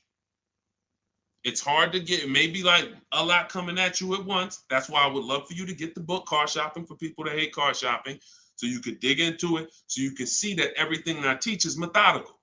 I don't want you trying to remember this. Get the book, take your 75% off for the launch of the book, and then dig in and you'll see, wow, he has this thing set up in systems so that I don't have to be trying to remember what to do. I don't want y'all trying to remember what to do when you're out here shopping for your car. I want you to have a roadmap, a blueprint, and that's what 7 Steps to Saving Time, Money, and Avoiding Dealerships is. Thank you, Curtis. Appreciate it. 10-4. Oh, 10-4. Thank you for the guidance. It's a rare vehicle. If it's a rare vehicle, that's fine, but you don't want to overpay for a rare vehicle. You need to see enough of them to know that you're not overpaying. You don't want to sit there. You know how many people got a rare house? Your value's down. You know, I got a rare house. So if the value is going to be down, think about it. If it's rare buying, then it's rare selling too, which means your market, when you go to sell it, if you go to sell it one day, it's not going to be huge. That's not a car you can sell in 24 hours.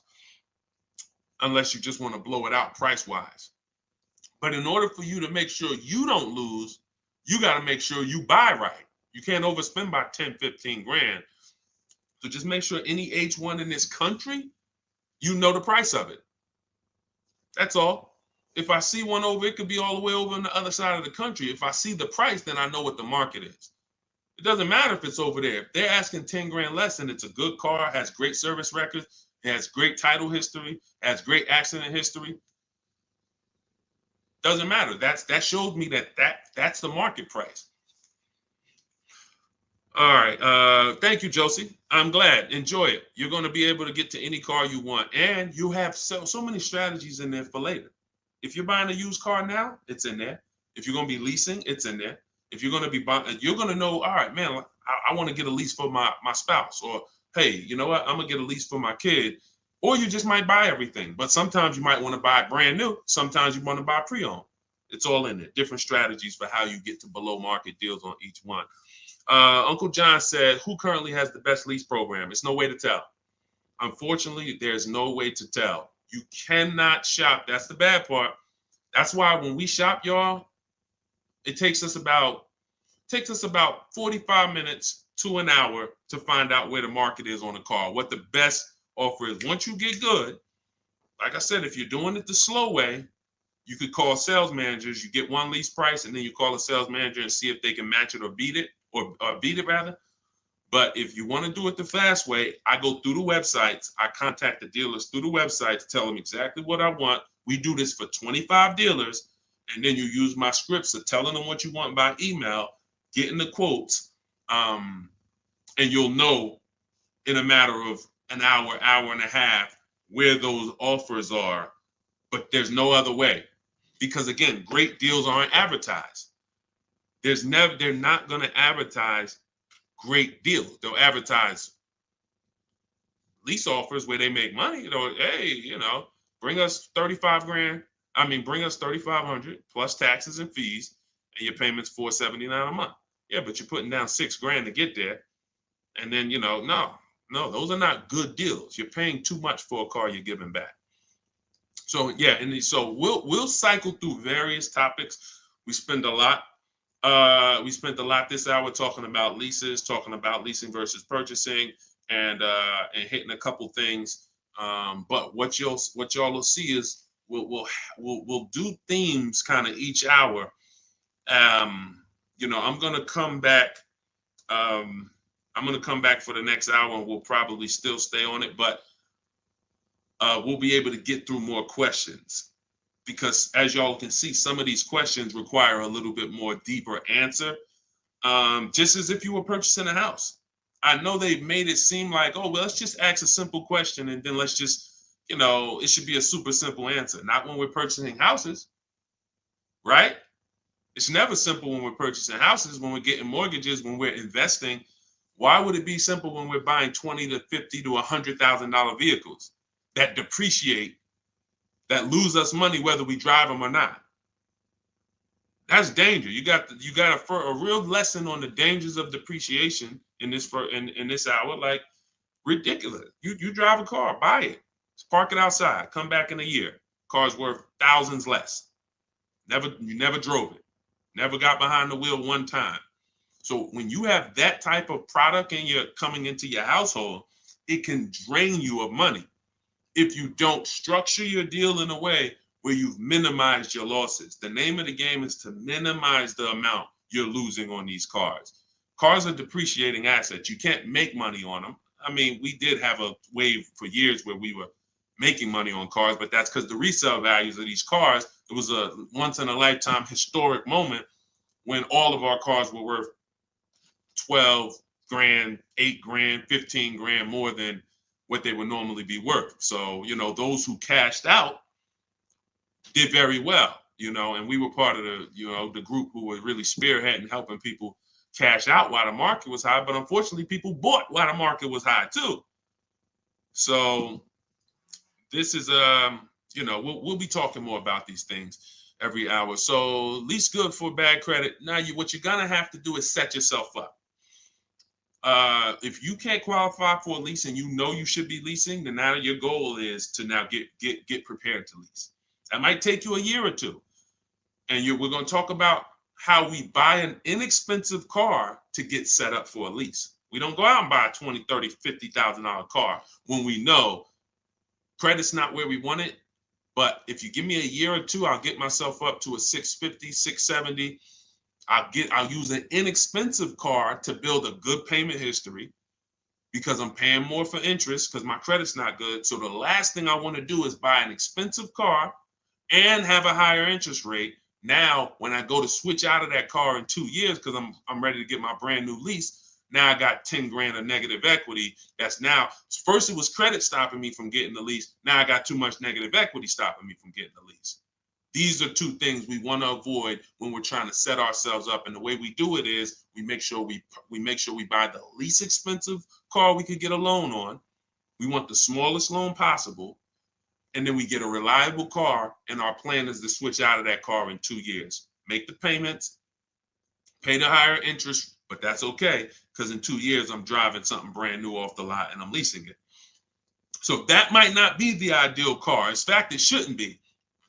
But some people go and say, well, if I got to do that, man, I'm going to go and get the Dodge Charger with the Hemi engine, and now you're buying a $30,000 car, $25,000, and you're putting that interest on top, and now you're buried. So you're not going to be any closer to getting a lease in 2 years than you are today. We don't want that.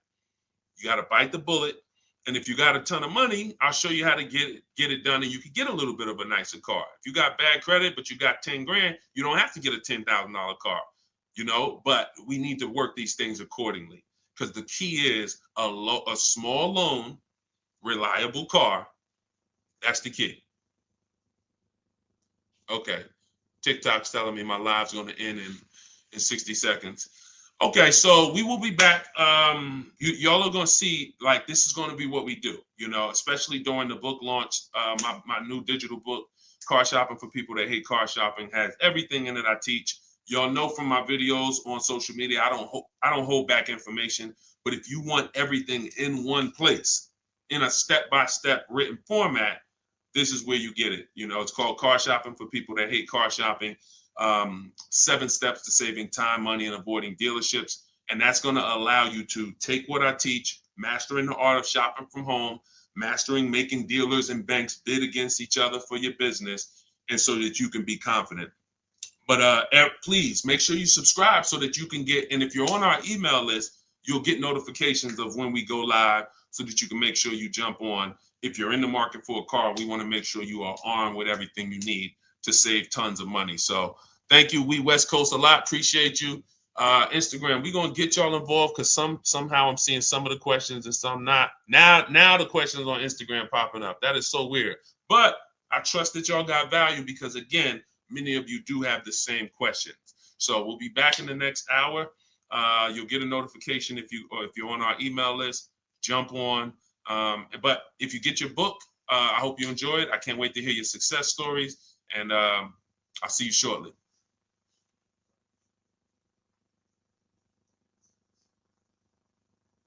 Oh, and if you need the book, it's in my TikTok bio. Some people are saying, where do I get the book?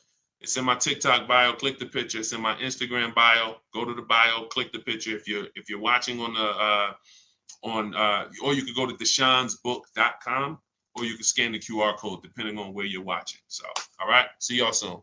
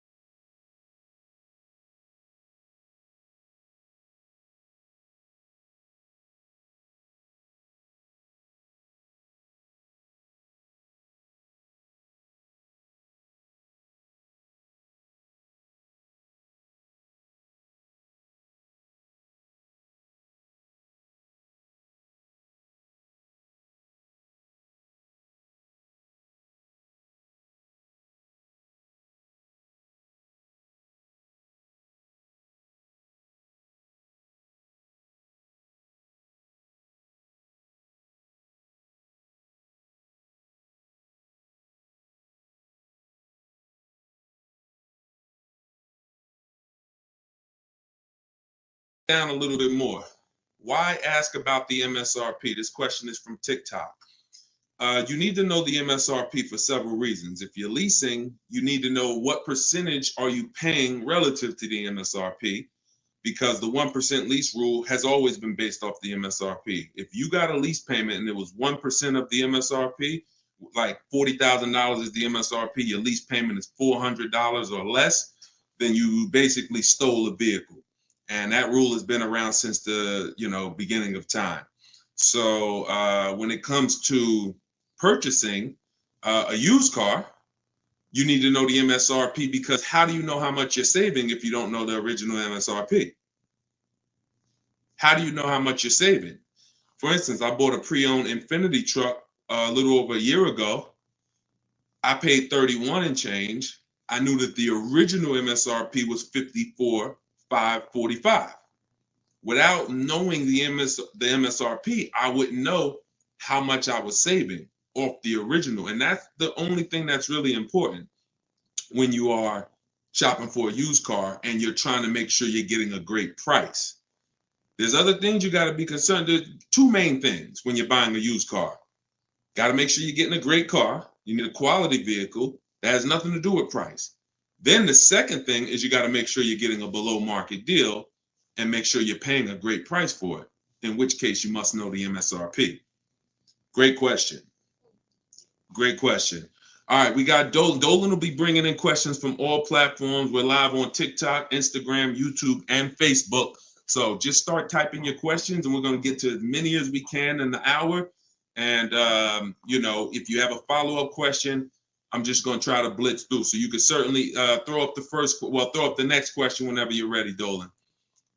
I'm 8K under. My credit is challenged. My car is in danger of getting repossessed. What do I do? All right. This one's also from TikTok. I'm 8K under. What do you mean 8K under? I'm probably underwater. I'm going to assume that means you're underwater, negative equity.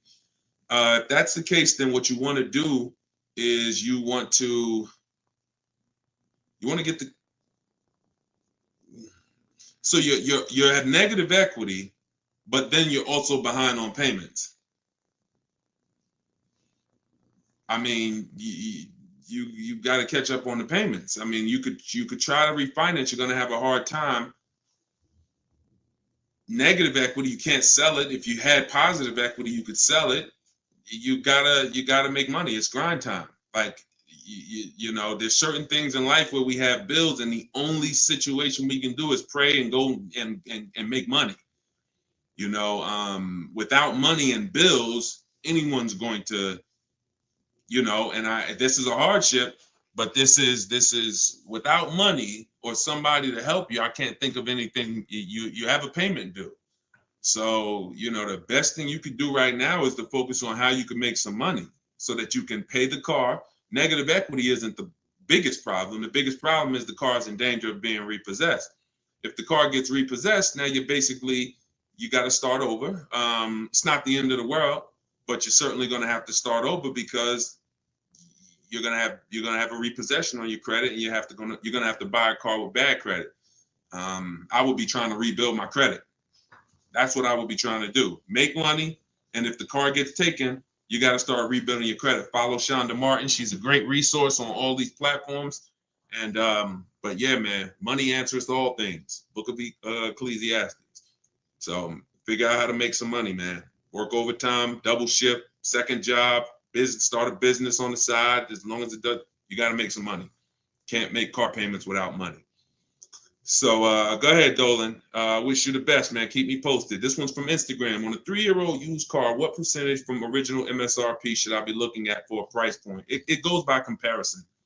You should be comparing. Without something to compare it to, you won't be able to see the actual, what the discount should be. You need something to compare it to. We do these live shows. We got a couple hundred people on here already. The goal is to figure out through comparison shopping what you should be doing and what you should be paying. Hold on one second, y'all.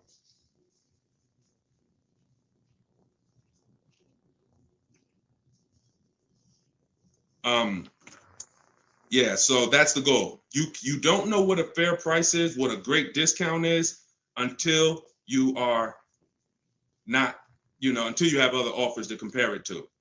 That's the problem. Go ahead, Dolan, shoot the next question up. Like, I didn't know that 42% off my Infinity that I got was a great discount until I compared it to the others. I narrowed it down to 4 choices, and then 3 of them were not as big of a discount. And, one of them was, most of them were in the 30s. This particular one was a 42% discount off the original MSRP. Go ahead, Dolan. Oh, this one's TikTok. How do I get the lease rate down? You always, listen, the only way you're going to get a great lease deal is by comparison offers. You got to get at least 5 offers because 80% of dealers are overpriced. And the only way you're going to see that is by looking at other offers. See, most of the questions y'all are going to find out have to do with you shopping for cars the way you shop for other things in life. You shop for everything else. When we get great deals, it's comparisons. Everything we do is a comparison. Now, the only way you have price assurance is through comparison. and knowing if somebody tells you, we guarantee no one will beat our price, or hey, Walmart says you could buy this item and if you find it at a lower price, you know, we'll match it or we'll beat it. See, that's price assurance. That's comparison. That gives you peace of mind of knowing I'm not overpaying. And the only way for you to bring that same piece, the reason why we're able to, and for those of you, if this is your first time on a live with us, type 1. If you've never been on a live stream with me, type a 1 in the chat. See how many first time people we got. How many people first time? What y'all are going to see is what I'm teaching you to do is shop for cars the way you shop for everything else. Because the way you shop for cars now, you don't shop for anything else like that. Okay, Ronnie, I see you, Stoner Kid. Okay. I see you, Amelia. Okay, Batman, good to see you. Edgar. Okay, Paul, we got a lot of first-time people on here. So what you want to do is start shopping for cars the way you shop for everything else. And we get great deals by comparing offers. Now, some of the people I'm going to introduce you to and the way they've gotten their deals is by using what I'm teaching you. Everything that I teach comes out of my new digital book. It's called Car Shopping for People That Hate Car Shopping. 7 Steps to Saving Time, Money, and Avoiding Dealerships. So in that, I have 2 systems for how we comparison shop. One's for new cars and leases. You got to get at least 5 offers. And some of you are like, Deshone, how do I get 5 offers? Well, you stay on. We're going to talk about that. It's easy to do when it's online, but you won't see how different the prices are. When you see, man, everything seems overpriced, it's because you're dealing with what I call the 80%. Dealers that are the 80% are overpriced. They're going to charge you as much as they can because they don't think you're going to find the 20% dealers that are going to beat those offers. So when you talk about how to get a lease rate down, like you look at somebody like Danielle. This is Danielle's lease. She just got a lease on an Audi not too long ago. $44,000 vehicle. She paid $550, no money out of pocket. She just gave him $550, drove off. No down payment. So a lot of the things you're going to see, this is the reason why I represent the Unlearn, Relearn brand. Because a lot of what you've been using, you got to unlearn. It's not going to work here. But I'll help you do that. I'll help you do that. So for the launch of my new book, you can get yours for 75% off in my TikTok bio. It's normally $97. It's 75% off while we're on the broadcast. You got 30 minutes. And Instagram bio, you can get yours. And if you're on YouTube and if you're on Facebook, I'll put the link for you guys. Y'all can get yours. But that's how you get lease rates down. Comparison offers. Making people bid for your business. Stop negotiating, guys, and start making people bid. We'll talk more about that. Go ahead, Dolan. Shoot the next question up. We're taking questions from all platforms, Facebook, Instagram, YouTube, and TikTok. And could everybody who shares invite somebody? If you're a sharer, I appreciate it. I always give, we're trying to figure out something special we could do for the sharers because there's nothing, I told y'all, inbox me. If you got ideas, what could we do to reward or come up with something for the sharers?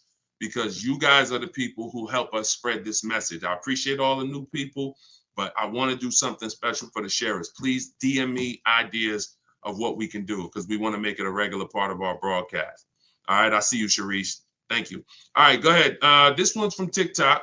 Can you ask for additional discounts since you're an educator?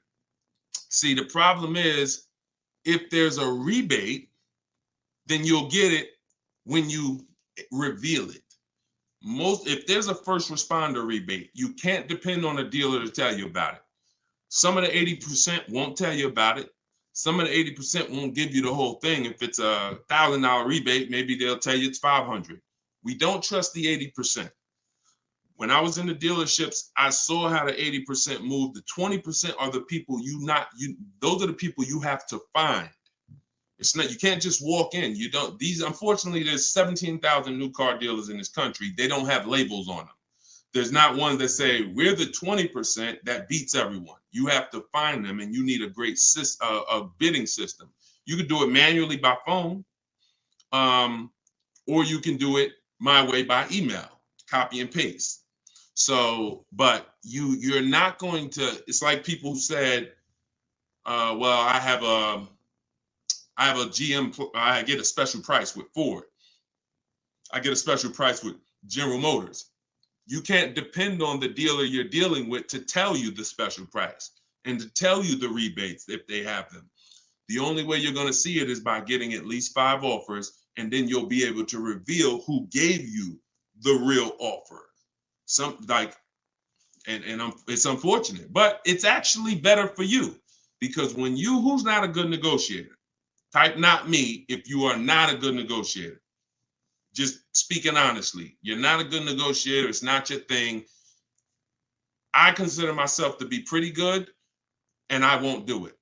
All right, Danny said not me. Okay. Rai, sorry, I butchered your name. Lovey, okay. This is going to work for everyone who's not a good negotiator. Now, I am a good negotiator, but I won't shop that way. I'm always going to get bids, because if you're negotiating with the 80%, they're so overpriced. Even when they drop down a couple $1,000s, you're still overpaying.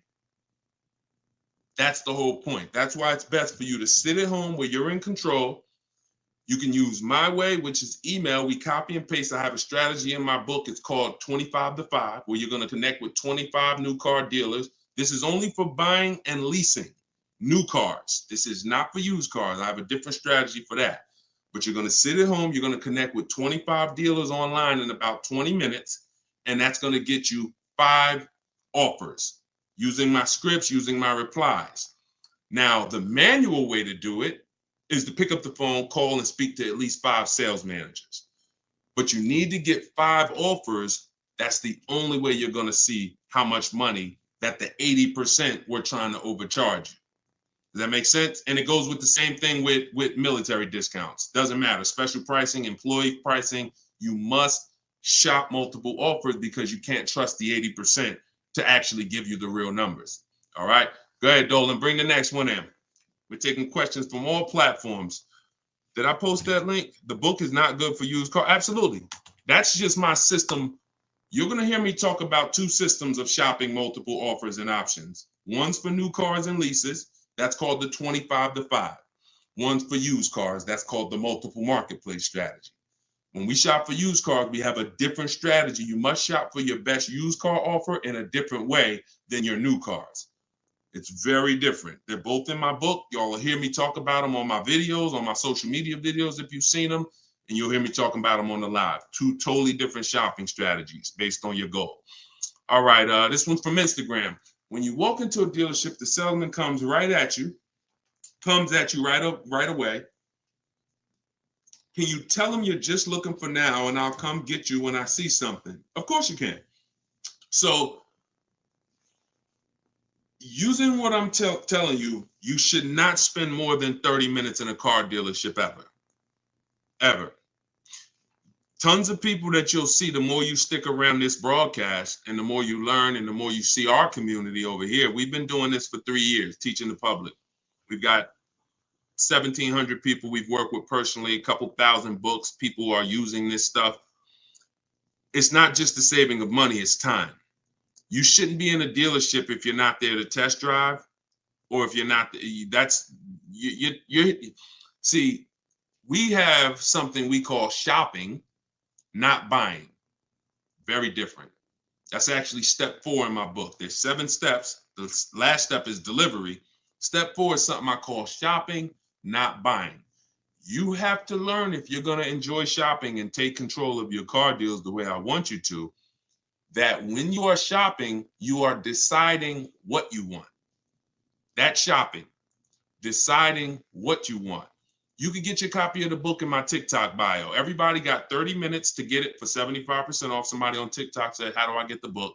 It's in my TikTok bio. If you're on Facebook or YouTube, you can scan the QR code, or you can go to deshonsbook.com. If you're on Instagram, you can go to my Instagram bio. It's normally $97, but it's part of our official launch. You can get yours for 75% off. So when you are there with a purpose, which means no one can actually talk you into something, because you're clear on what you're here for. I'm here to see what I like. I'm here to decide what I want. I got my kids with me. I'm here to see how this vehicle is. Is it comfortable? This is only for new cars and leases. We don't test drive used cars until the end. That's a different thing. And I'm answering questions specifically. So when someone asks about a used car test drive, we'll talk about that. For those of you who are leasing and buying new cars, we are there to test drive and decide what we want. That is it. We do not talk numbers in the dealership. Listen, I want y'all to remember this. You will never, using what I'm telling you, you will never talk numbers in the dealership. If you are coming there to see a used car, the deal is made already before you get there. Your numbers, everything should be established online. That's the multiple marketplace. There's a very simple process that you can follow for shopping for used cars. By the time you walk in the deal, who's ever had a dealership that they had to walk out of? If you've ever had a dealership where you had to walk out of, type me if you've ever walked out. Somebody wasted your time. Somebody tried to, whatever. You went there and you're like, man, I'm leaving. This isn't good. I'm glad you did that, but I want you to get to the point where no one can even waste your time. That's what I want you to get to, which means every time you walk in the dealership,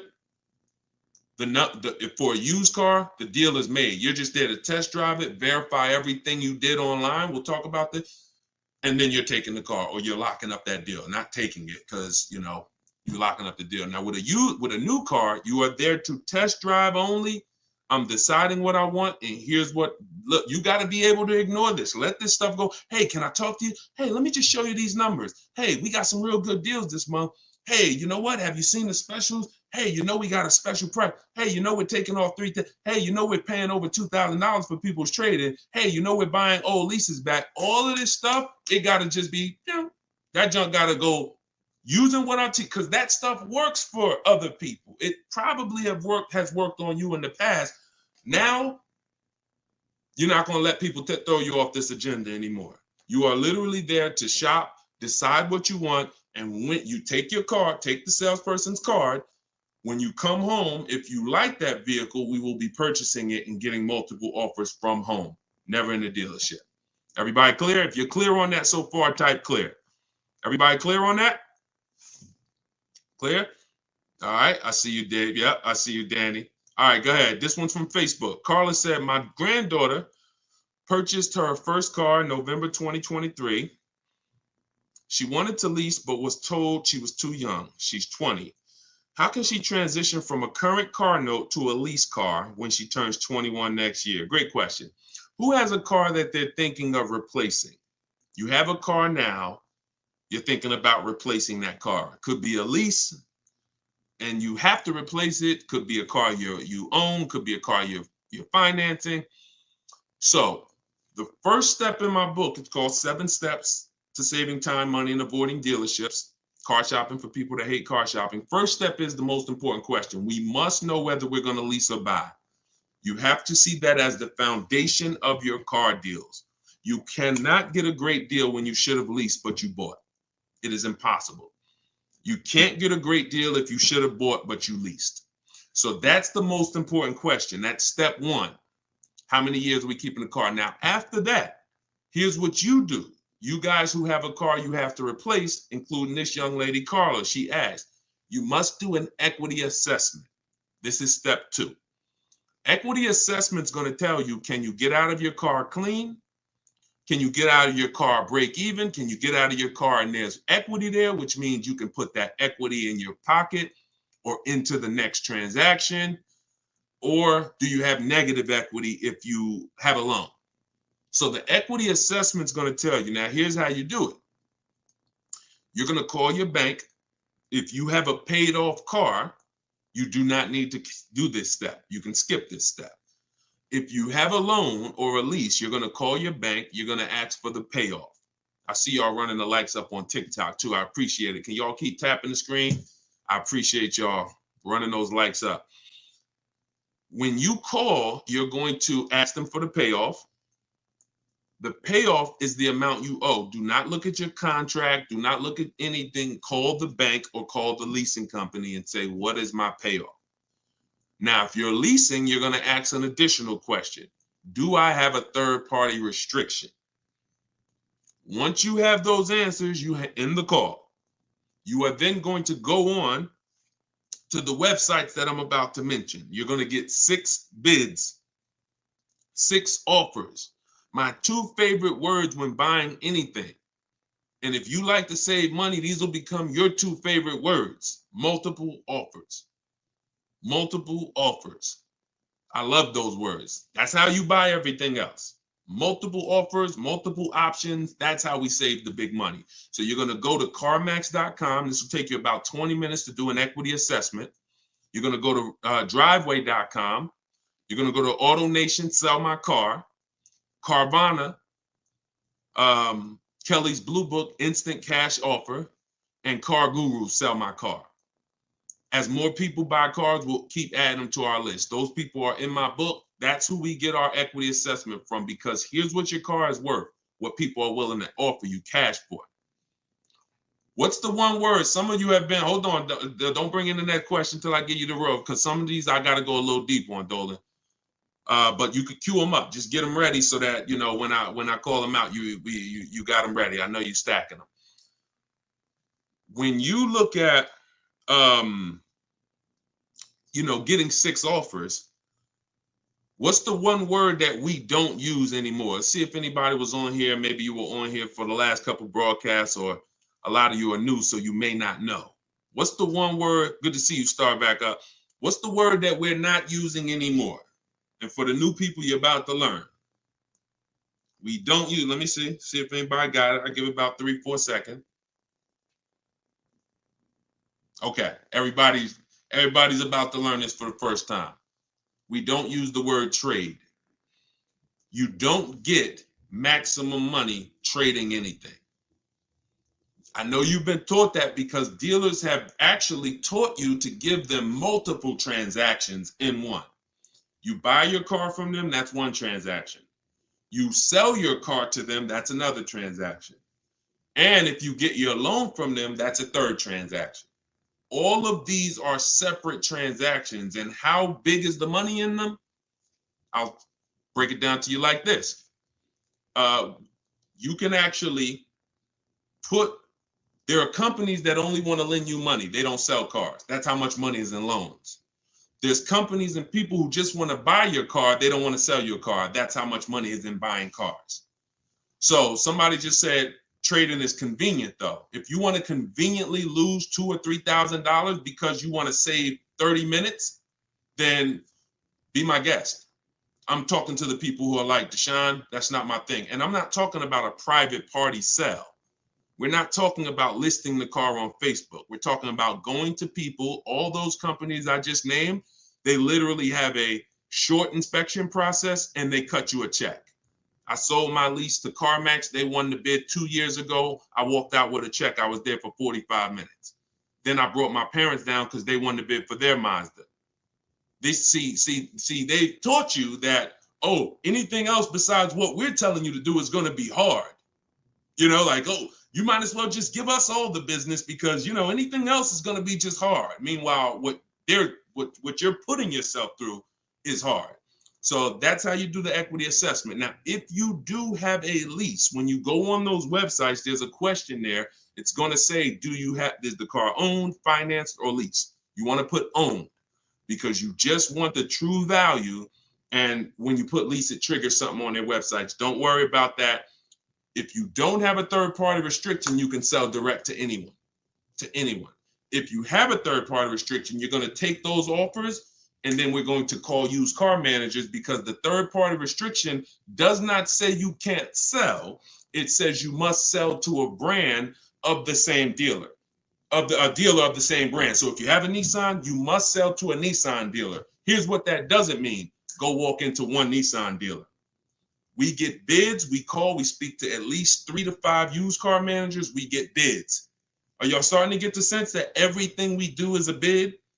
And the only way you're going to see how much money you've been losing by not getting multiple offers is to get multiple offers.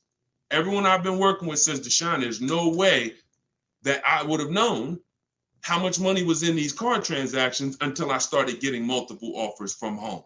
We don't do this by getting in our car and driving from place to place. We do this by sitting at home and using what online. Shoot the next question in. All right. And we're taking questions from all 4 platforms. So just keep typing them. We'll get through as many as we can in the hour. Erica, this one's from YouTube. I purchased a used vehicle from the dealership, and 2 weeks later they called me and asked me to bring it back because the previous owner wanted it back. Can they do that? Mm, mm, that's a nightmare. Mm.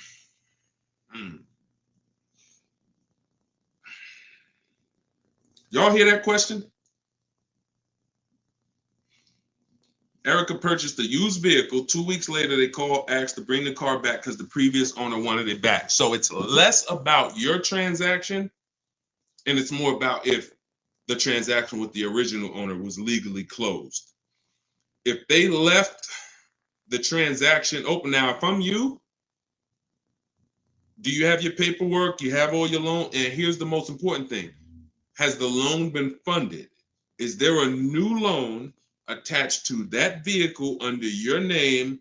Are they in the process of registering that vehicle under your name? Now, here's where you could be dealing with the crap that the 80% of dealers who are scumbags. This is what they do sometimes. They'll take a car from a customer. They're waiting for the title. They technically don't have the legal right. They have the legal right to sell the car, but there's a loophole there probably because they haven't gotten the title from the owner. And if the owner comes in and says, you know what, I changed my mind, and the owner's holding the title. But what I would do if I'm you, somebody got to call me. I want to look at your paperwork. If you have a loan, Erica, whatever bank you're going through, I would call them, and I would call if the bank knows you and they've established an account number for you, and they're like, yes, Miss Maxwell, we know you, then I'm holding on to the car until somebody comes and pries it from my hands because I have a legal right to this car. There's a loan under my name. You have my money. You have started this process. If none of that's in place, then, and it sounds like, it sounds like you dealt with a scumbag dealership, but that's what I would do. I'm not just giving up the car because you said, oh, the owner wants it back. The old owner wants it. That's not my problem. You made a deal with me. I have paperwork that is binding. And, you work that out with the owner because that happens sometimes. Dealers do some crappy stuff, or dealers don't cross their T's, dot their I's, and then and then the owner comes in, the original owner who traded the car. That ain't got nothing to do with who you sold that car to. That car is on the road and there's a loan attached to it, or there's been cash paid for it. Now I'm holding on to this car until you legally show me that I need to release this car. And I might call a lawyer and see, can I get some damages out of this? Like, this is just, God, the 80%, we got to put them out of business. And the only way you get these wolves out of business, y'all, is you got to starve them. I'm telling you, the more people that shop online, when you learn how to shop online the right way, people like this won't be able to exist. But because most people are still going in the old way shopping, giving them a chance to do this, keep me posted, Erica. It sounds like it's a terrible situation, but please keep me posted on that. Go ahead, shoot the next one in, Dolan. This one's from TikTok. What's the best practice for buying a car after bankruptcy? If the bankruptcy's been discharged, start rebuilding your credit. I've seen people who went through a bankruptcy. Once it was discharged, they started building credit immediately, and they were up to a 700 score in a year. So, it's the key is not to come out of bankruptcy and start buying stuff. The key is come out of bankruptcy and start rebuilding your credit, because if you can do it relatively quickly. Everyone should be following Shonda Martin. Some of you may know her. She's all over all these platforms. She does what I do, but she does it for credit. She'll do lives. The girl is brilliant, and I tell everybody about her. But that's the whole thing. You should be rebuilding your credit. You can do it quick. Get yourself up to a high 600-700 score, and then go and get a car. That's what I do. Go ahead, Dolan. Shoot the next one in. It's another one from TikTok. How do you feel about buying a car with a credit card? I don't. Credit cards are 20-something% interest. I don't carry a balance on my credit cards. Shonda doesn't recommend carrying a balance on her credit cards because the interest is exorbitant, and we would never buy a car with a credit card under any circumstances. Instagram. How do I keep my credit score from taking a hit each time I shop for a vehicle? Okay, good question. Let's go into detail on something I call the bank bidding war. Okay, this is something that I'm sure, unless you guys have been on here before, you've probably never heard. So you heard me say everything is a bid, right? So the same way we make dealers bid for who wins our business, who's going to sell us a car, same way we make the companies bid on who's going to buy our car, that's the same way we make banks and credit unions bid. 1 point on an interest rate on a $30,000 loan could be $1,000. So we're looking, so we take interest, we take shopping for car loans as serious as we take getting bids for the new car. There's thousands of dollars in loans. Remember what I said about 15 minutes ago? There's people who just want to give you a loan. That should tell you there's a lot of money in loans. They don't sell cars. So if there's a lot of money in loans, you're going to see this isn't about relationships. You're either going to be a relationship person or a money person. If you want to be a relationship person, type R. That's going to cost you money in what I'm telling you. If you want to be a money person, if you want to save all the money that you should be saving, type M. That's going to come at an expense of relationships because your bank is not your friend. They're in the business of making money. All right, I see you, Jennifer. I see, all right, a lot of people typing M's. Listen, if you used to go to dinner with your car salesman, invite them to the barbecues, that's going to change when you start getting bids. Unless he just wants to compete. If he's willing to compete, then it won't change. But going back to what Cindy's asking, how do I keep my credit score from taking a hit? So there's a way you do this bank bidding war. There's 3 rounds to it. 3 rounds to it. The first thing we're going to do is check to see are there any special interest rates for the car we're shopping for. Because if the bank is offering you 0%, 0.99%, this will only come from the company that makes the car. This won't come from a bank or a credit union. When you see 0%, 0.99%, it's like a finance rebate. It's like they're incentivizing you to finance, giving you very cheap or free money to use. No bank can compete with that. So the first thing you're doing, whether you're shopping for a new car, used car, is checking there. That's round 1 of the bank bidding war. Because if you do see that, there's no other reason to let anyone run your credit. That's what I'm getting. I'm going to get the 0%. I'm going to get the 1.99.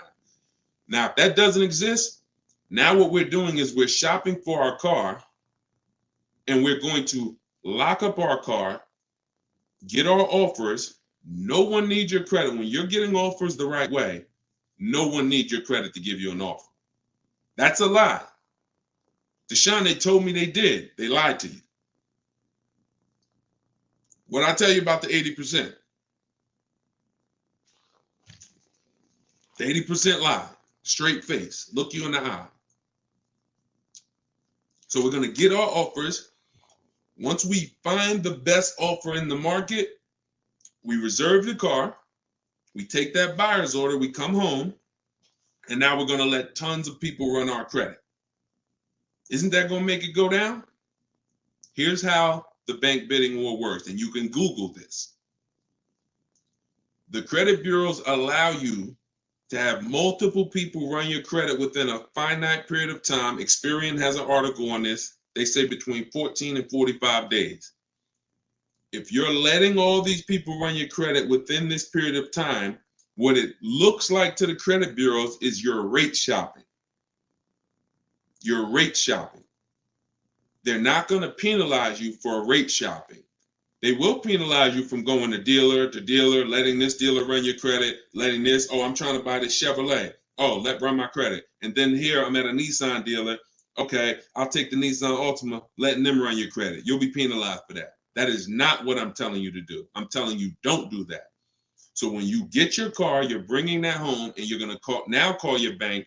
You're going to now call your credit union or go on their online portals, and you're going to go to every online lender. I have some listed in my book, Lightstream, Community Credit Union, and you're going to let all these people make offers for you. Because who's seen a case? This is this is another reason this works so well. Who's tried to reach out to their bank or their credit union to get a rate, and they say you have to have a car first?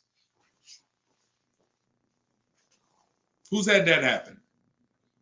You're trying to get a rate, and they say, well, we can't give you a rate. We need you to give us the details of the car first. So now you're trying to make up what you think you're looking for. Yeah, I'm looking for. No, it's because it's not designed to work that way. It's designed to work where you get your paperwork, get your buyer's order, has all the numbers on there, has the year, the make, the model, what you're paying, how much you need to borrow, and then you're calling your banks and credit unions. This is round 2 of the bank bidding war. So you're going to let all those people go and compete. Now, whoever wins that round, you're going to call the dealer the next day and you're going to say, hey, I got 6.29 from my credit union. But if you guys can beat it, then I'll do the deal with you. This makes the whole price. See, everything I'm telling you to do, if you follow what I'm telling you, the process is easy. You never got to lie. All of those people who taught you how to buy cars and you got to lie, don't tell them you got to trade, don't tell them this, you'll never hear me teach you. You don't have to lie. And the dealers will enjoy working with you, the 20%, because you're now giving them an opportunity. And it's very different, y'all. When you got a car, when you have a finance manager who's trying to beat the rate you got, here's the difference. And we'll get ready to queue up the next question, Dolan, not yet. Here's the difference. When you don't have a finance manager trying to bid and beat what you have, they're going to their banks and they're asking the salesperson, what's the most you think they'll pay? What's the highest rate you think they'll pay? All right, quote them at this, and then let's see if we can negotiate on the rate. That's what it is when you don't have an offer. But when you give them that, when you found your car, locked it up, and then you call the salesman or you call the finance manager and say, hey, I got 6.29 if you can beat it. Now here's what they're doing. They're reaching out to all their 10, 15 banks and saying, let me see if I can beat this rate. Very different. And only one or two things are going to happen. They're either going to call you and say, hey, look, I tried my hardest. I can't beat the rate. Thanks for the opportunity, but you got a great rate. In which case you have something that we want, which is, who knows what we want. When it starts with a P, this is when we guarantee we paid the best price for everything. Who remembers? Well, I can't say who remembers because we get new people on this broadcast every day. I swear. All right. Price assurance. So when y'all hear me say price assurance, what that means is you don't drive off anymore hoping you got a good price. Talking to your spouse, hey, you think we could have did better? You think this interest rate was too high? Could we have got a better interest rate? No. Price assurance means you guarantee you couldn't have paid a lower price for the car. Nobody could have paid because you got bids. Nobody could have gave me a lower interest rate because I got bids. Nobody could have gave me more for my old car because I got bids. That's the only way we get price assurance. And all of this is done while you sit at home. So this is in my book, Car Shopping for People That Hate Car Shopping, 7 Steps to Saving Time, Money, and Avoiding Dealerships. If you want everything I teach in one spot, it's there. You can get your copy for 75% off. It's normally $97. And you can go to my TikTok bio. It'll be in your inbox in literally 5 minutes. The reason it's a digital book too is because things change. Vroom just went out of business a couple months ago. They used to be one of the people who competed for our business. If you guys had, your book and you had bought it and then it was a print book, because some people say, Deshone, is it in print? This is the reason, one of the reasons why it's not. If Vroom is in that print book, what happens? Now I got to jump on live and say, hey guys, volume 2 of my book is out because things have changed. Get your volume 2. I don't want to do that. You get this one time, and then I update it when Vroom went out of business. I updated the master file. Everybody who opened their book, no matter what, it was relevant. And that's one of the biggest reasons why it's a digital book. So you can grab your copy for 75% off, but you got 30 minutes. Once the timer is 0, it goes back up to 97. In my Instagram bio, in my TikTok bio, or you guys can, I'll put the link right here for you guys on YouTube and Facebook. You can go to deshonesbook.com. Oh, wait, I put the wrong one. I put it in my bio here. All right, Dolan, you can queue up the next question. Keep typing your questions, y'all. We got some more time. We're going to try to get through as many as possible. And we're pulling them from all platforms. We're on Instagram, we're on TikTok, we're on Facebook, and we're on YouTube. So we're pulling questions from all platforms. This one's from TikTok. Can you use the equity in your lease towards the purchase of a used vehicle? Most certainly, Eddie, the equity is yours. Once you identify your equity and you know how you're going to get it, who you're selling to, you can either put that money in your bank account or you can use that as a portion of you can use that towards your next car deal. That's your money. Your money. Go ahead, next one. This is another one from TikTok. I need a bit of advice. My son totaled his car. It was a loan Honda. Should I lease or buy this time around? I'm looking into maybe lease an electric vehicle, but I never have leased a vehicle. Okay, it's a very good question. Should I lease or buy?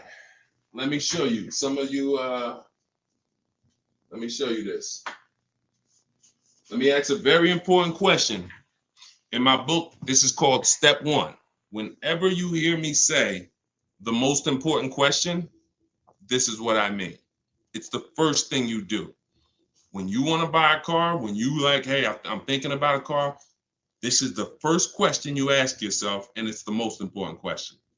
How many years are you keeping the next car? Come on in, and everybody type your comments. Keep that question up, Dolan. Everyone who's car shopping and who will be soon, how many years are you keeping the next car?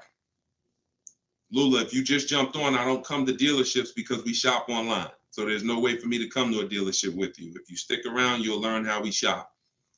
There's no reason for you to need somebody with you when you're in your house making car deals. Everybody answer. Everyone who shop, I want you to actually think about this. How many years are you keeping in that car? We're answering that question, Rob. Just tap into the broadcast and what I'm answering before you, because we're literally answering the question someone just asked, should you lease or buy? And the more you stay on the broadcast, because many of you are in the same situation, the more you're going to see someone's going to ask the same question as you. So just listen, and then, most times your question's going to be answered. All right. If it's electric, 3 years. Buying all cash. How many years are you keeping the next car? I got to just pay attention to the people that are listening. I'm sorry. All right. Hyla, I see 3 to 4. Vivian, I see 3 years. All right. 6 years. Okay. 3. Okay. 8 years. Okay. So the first question you're asking yourself, should I lease or buy? You're going to replace that question with how many years am I keeping the car? Now, if the answer is 8 or more, then you should buy. I'm going to tell you why. This has nothing to do with how you're paying for the car. A lot of you may get attached to, if I'm paying cash, does that change anything? If I'm getting, it doesn't, because the expense that you need to avoid that's losing you the most money is what I call the unseen expense. It's depreciation. So let me break this down for you very quickly. If you have a $35,000 car, you buy it today, what is that car worth a year from now? Even if you don't drive it, you got a $35,000 car outside in your driveway right now, brand new car. What is it worth a year from now? You didn't drive it 1 mile. Is it worth 35? Is it worth 35? No. Let's go deeper on depreciation, because now we're starting to see with that first question. I'm going to ask you some more. You have to see this is the unseen expense. You buy a car today for 35, you take it back to the dealer in 3 days. Is it worth 35? No. So what does that tell you? There's some expense there, whether you buy or lease. Many of you have been taught, I could just buy a car because I could drive as much as I want. Let's throw another one in there. You buy a car today for 35, you put 30,000 miles on it. Isn't it worth much less a year from now? So this is the unseen expense, and this is how it's working against you. You got to look at depreciation like this. See this curve? This is where you are the day you buy the car. This is what you pay for it. This is how it's dropping over 5-6 years. So now the beautiful thing is long-term owners who has a car outside that they've had for more than 8 years. Type me. Some of you might have been 10 years. Some of you might have been 20 years. this is what you have to see. If you're getting rid of your cars anywhere in this 6-7 year mark, you're losing money. It's no way. It's no way you can replace something you bought and it's dropping like this. But here's the beautiful thing. For those of you who are like, look, I had my car for 12 years. I had my car for 8 years. I had my car for 10 years, 16 years. This is where you're at. That's how your car is losing value. See, the car you have that you've had outside for 10 years, what it's worth today, a year from now, isn't it going to be worth about the same thing? Right? Talking to you long-term owners who keep your cars, you're winning. See, because you've reached the reward. You've reached the reward for buying. The reward for buying is to get to the stage where your car a year from now is going to be worth about the same of what it's worth now. Now, that's when you should be buying. If your goal isn't to get to that level, you should not be buying. You should be shopping for lease deals. Because there's only two ways to beat depreciation. What I just said, and some of you might be saying, Deshone, I can't, I'm not keeping a car that long. You should not be buying cars. You're not getting to that level. You're not getting to the winning. The winning is that. Got a car outside, paid off, barely losing value. It was worth $9,500 last year. It's worth $9,000 this year. That's the reward. Now, for those of you on the other side, if you're on the other side, you should be leasing. And I'm going to show you how drastic it is of a difference when you should be leasing, but you're buying. I'm going to show you that there's no way for you to get a great deal if you are buying when you should be leasing. Look at somebody like, let's pull up, we talked about Danielle earlier. Look at Tope. Tope got a BMW, $54,000 vehicle. Now, some of you know, every $5,000 on the price of a car is how much per month? Every $5,000 on the price of a car is how much per month? It's not 7 years, so it's always 8 years. See, in my book, it's something called the 8-year rule. If you're not keeping your car 8 years, you should not be buying. Okay, good. I see a lot of you are tapped in. Every $5,000 is $100 a month. So when you're looking at a $50,000 car, you should be thinking that's $1,000 a month payment. What about the down payment? Forget about the down payments. Down payments have nothing to do with the deal. We are just talking about boundaries. When we look at a $50,000 car, $1,000 a month, 5-year loan. $20,000 car, $400 a month, 5-year loan. Every $5,000 is about $100 a month. Now let's look at Tope's deal. Tope got a $54,000 BMW. She's paying $756 a month. I'm going to prove to you right now that if you should be leasing because you're a short-term person, you are not keeping your next car 8 years. You're not keeping your previous cars 8 years, yet you bought them. I'm going to show you how much money you've lost listening to people that told you you shouldn't be leasing. And we're going to correct that. So Tope got a deal, shopping multiple offers. The way I teach, she got multiple offers. She got $690 a month. That's a 1.26% lease. $690 on a $54,000 vehicle. So let's say we're going to break down real quick 3 different ways to get this vehicle right here that she got. One is the way she got it, leasing, because she's a short-term person. Now let's say somebody says, Deshone, I'm going to buy that car. That person buys that car. Let's say they get an incredible price and they save $10,000 off a brand new BMW. Okay? I want to show you that even with extreme cases of big money, I could teach you how to get the best price on the car, but it's not going to change. If your deal is on the wrong foundation, you can't get a great deal. So let's say somebody walks in right after Tope. They look at her car, they see her driving off, and they're like, man, I want that same car. All right. And they end up saving 10 grand. So they buy it for $45,000. Taxes, fees, probably put them up around 48. Every $5,000 we said is $100 a month. $48,000, that's a $950 payment, y'all. 5-year loan. No money down, because Tope put no money down. So we're comparing putting no money into these deals. When you start putting no money into the deals and looking at them, you're going to clearly understand them. Sometimes people use down payment money to confuse you. $690 a month she's paying, they're driving off paying $950. No way. Now a third person comes in. Man, I see those two people just drove off. You got that car used though? Can I get a used one? I don't want to buy a new one. I don't want to get a new one. I know that's going to be expensive. What do you think a brand new vehicle that was $54,000 brand new? What's a good price of that vehicle used, y'all? What's a good price used?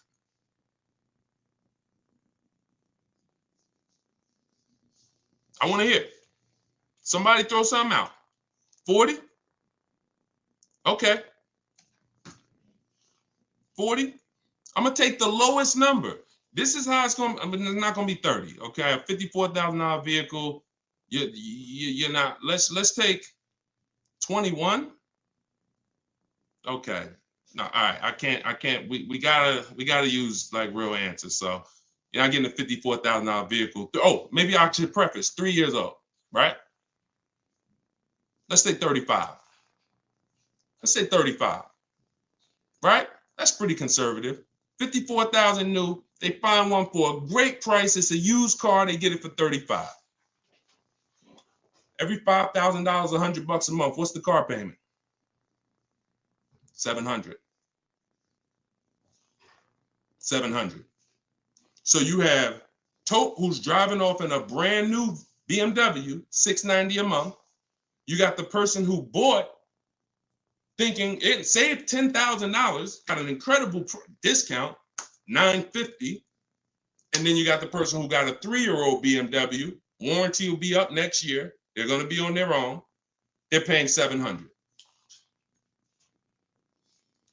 That's what I mean. I told you I was going to make it very clear for you that when you should be leasing, you cannot get a great deal. I don't care how much money you save off the car. I don't care if you buy a used one. When you should be shopping for great lease deals, you're not a long-term person. Now, here's where both of those people can beat Tope. Both of those people can keep their cars 8 years, long-term, pay the cars off. Now, we see them down the line, and now they're winning. And it's not that Tope is losing. It's just that they've all won now. Everything when you purchase cars, when you get to this stage, if a person bought that car and they're at this stage now, I had this BMW for 8, 9, 10 years, and it's not losing any value anymore. Oh, you won. That's the reward for buying. But if you're not going to get there, you're losing by not leasing. That's the leasing versus buying. I call that the most important question. It's the first question. When you open my book, it's step 1. How many years are you keeping the next car? That is the first thing you ask yourself because it's the foundation of your car deals. So everything that I'm teaching you is out of my new digital book, Car Shopping for People That Hate Car Shopping. 7 steps to saving time, money, and avoiding dealerships. Step 1 is the most important question. Step 7 is delivery. So by the time you get to step 7, you're either having your car delivered or you're picking it up. This is not a book you read and then you go take a test on it. This is an action guide that gets you closer and closer to your vehicle. And when you get to step 7, you're taking delivery. So you can get it for 75% off. Get your copy. Get your 75% off in my TikTok bio, in my Instagram bio. It'll be in your inbox in literally 5 minutes. If you're on YouTube or Facebook, you can scan the QR code or you can go to deshonebook.com. All right. I love talking about this. Go ahead, Dolan. We probably got time for 2 more. Bring in 2 more, Dolan. Bring in the next one. And then we'll wrap. Yep.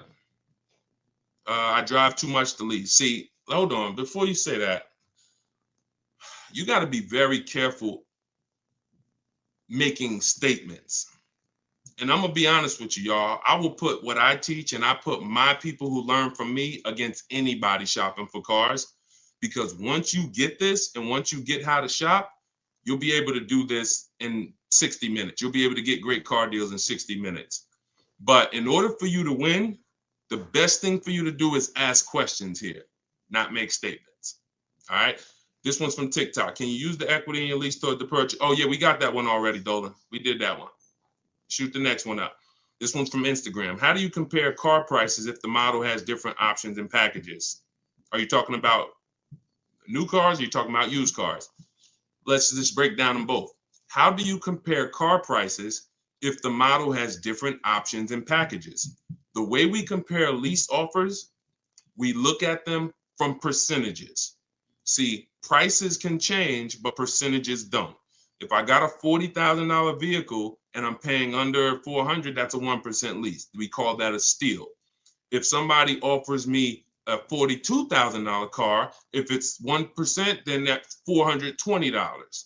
That's why we go by percentages. Same thing with used cars. When we're looking at a used car, I need to know what the original MSRP was. I'm going to get this from the Carfax. I'm going to get this from, there's a site called With Clutch. Carfax has an agreement with a couple manufacturers where they have the window sticker there. So I'm going to get I'm not going to buy a used car, and I would never recommend you buy a used car without knowing the original MSRP, because we want to look at the discount percentage. So example, my Infiniti truck I bought, it was $54,000 brand new. The other three that I was looking at, one was 52, one was 48, one was 46. So when I compared the discount off of the new price, this one had the greatest discount off the new price. Therefore, it was the best offer. And that doesn't matter that it had more options than everything. It also had a greater discount percentage wise. That's how we compare, no matter what prices are being thrown at us. When you learn to look at things percentage, and I have calculators in my book. I have ways that we make offers. I have calculators that I've invented, online calculators where we plug in all our offers and then it spits out the counter offers that we should be making. All of that is in there. Like there's more stuff in the book than I could ever describe on this one live stream. All right, go ahead. Cue up the last one. Pick a good one. TikTok. Listen to him. He got me a check for $4K for my lease car. I said pick a good one. You picked a good one. Listen, a lot of people, and I'm glad. Congratulations on that. A lot of people didn't even know you could sell leases. If you didn't know you could sell a lease, type a question mark. Be honest. If we're honest here, this is how you're going to win. Because at some point, this person right here who just said I got $4K selling my lease, at some point, they didn't know you could sell a lease. But once they discovered it, they're like, okay, I'm going to tap in. I'm going to follow what he says. And that part of their transaction's 4,000 richer. Forget what they bought. Forget how much they got off the car. Just that part is 4K. So all of you who said I didn't know you could sell a lease, think of how much money you have left on the table returning leases to dealerships without doing an equity assessment. So we must do it. So I'm very big on getting this information out. Y'all can get it any way you want. You can go through all my social media videos. As you can see, those videos are made for different types of people. Some of you are high mileage drivers. Some of you are, going to be leasing. Some of you have negative equity. Some of you are going to be purchasing new. Some of you are going to be purchasing used. Some of you are going to be paying cash. So you can go through the social media videos and piece the ones together that's for you. You can also hop on these live streams, piece the information together for you, or you can go and grab your copy of my new book, Car Shopping for People That Hate Car Shopping, 7 Steps to Saving Time, Money, and Avoiding Dealerships, and you can just have the whole playbook. And the playbook is in there for everything. So if you're leasing now, it's in there. If you're going to be getting your spouse a car, it's in there. I can't tell you how much the book is going to make you. You'll tell me. Maybe 10, 15, 20 years, you'll tell me, this book, Deshone, this book has saved me $20,000. Because the more cars you get, the more your money you're going to save, even if you're going to get one. But I just want you to have the information, get it how you want it. You can get 75% off your copy as part of our book launch in my TikTok bio. Click that link, and then same thing on Instagram. Click that link and then click the button that says get 75% off my new book. But it's only for 30 minutes. After 30 minutes, price goes back up to $97. $24 is better than $97. So, and I'll put the link one more time for you guys on YouTube and Facebook. You can click this link here that says Deshone's book. I just posted it. Or you can scan the QR code if you might be watching us on a television. You can just scan the QR code with your phone, grab your 75%. So this is what we do. Whenever you see me live, I'd encourage you to invite a friend, tell somebody. If you see a coworker and they're like, man, I got to buy a car soon, invite them to one of our streams, because we get very, very detailed about showing you all the money in your car deals and making sure you know what you're doing.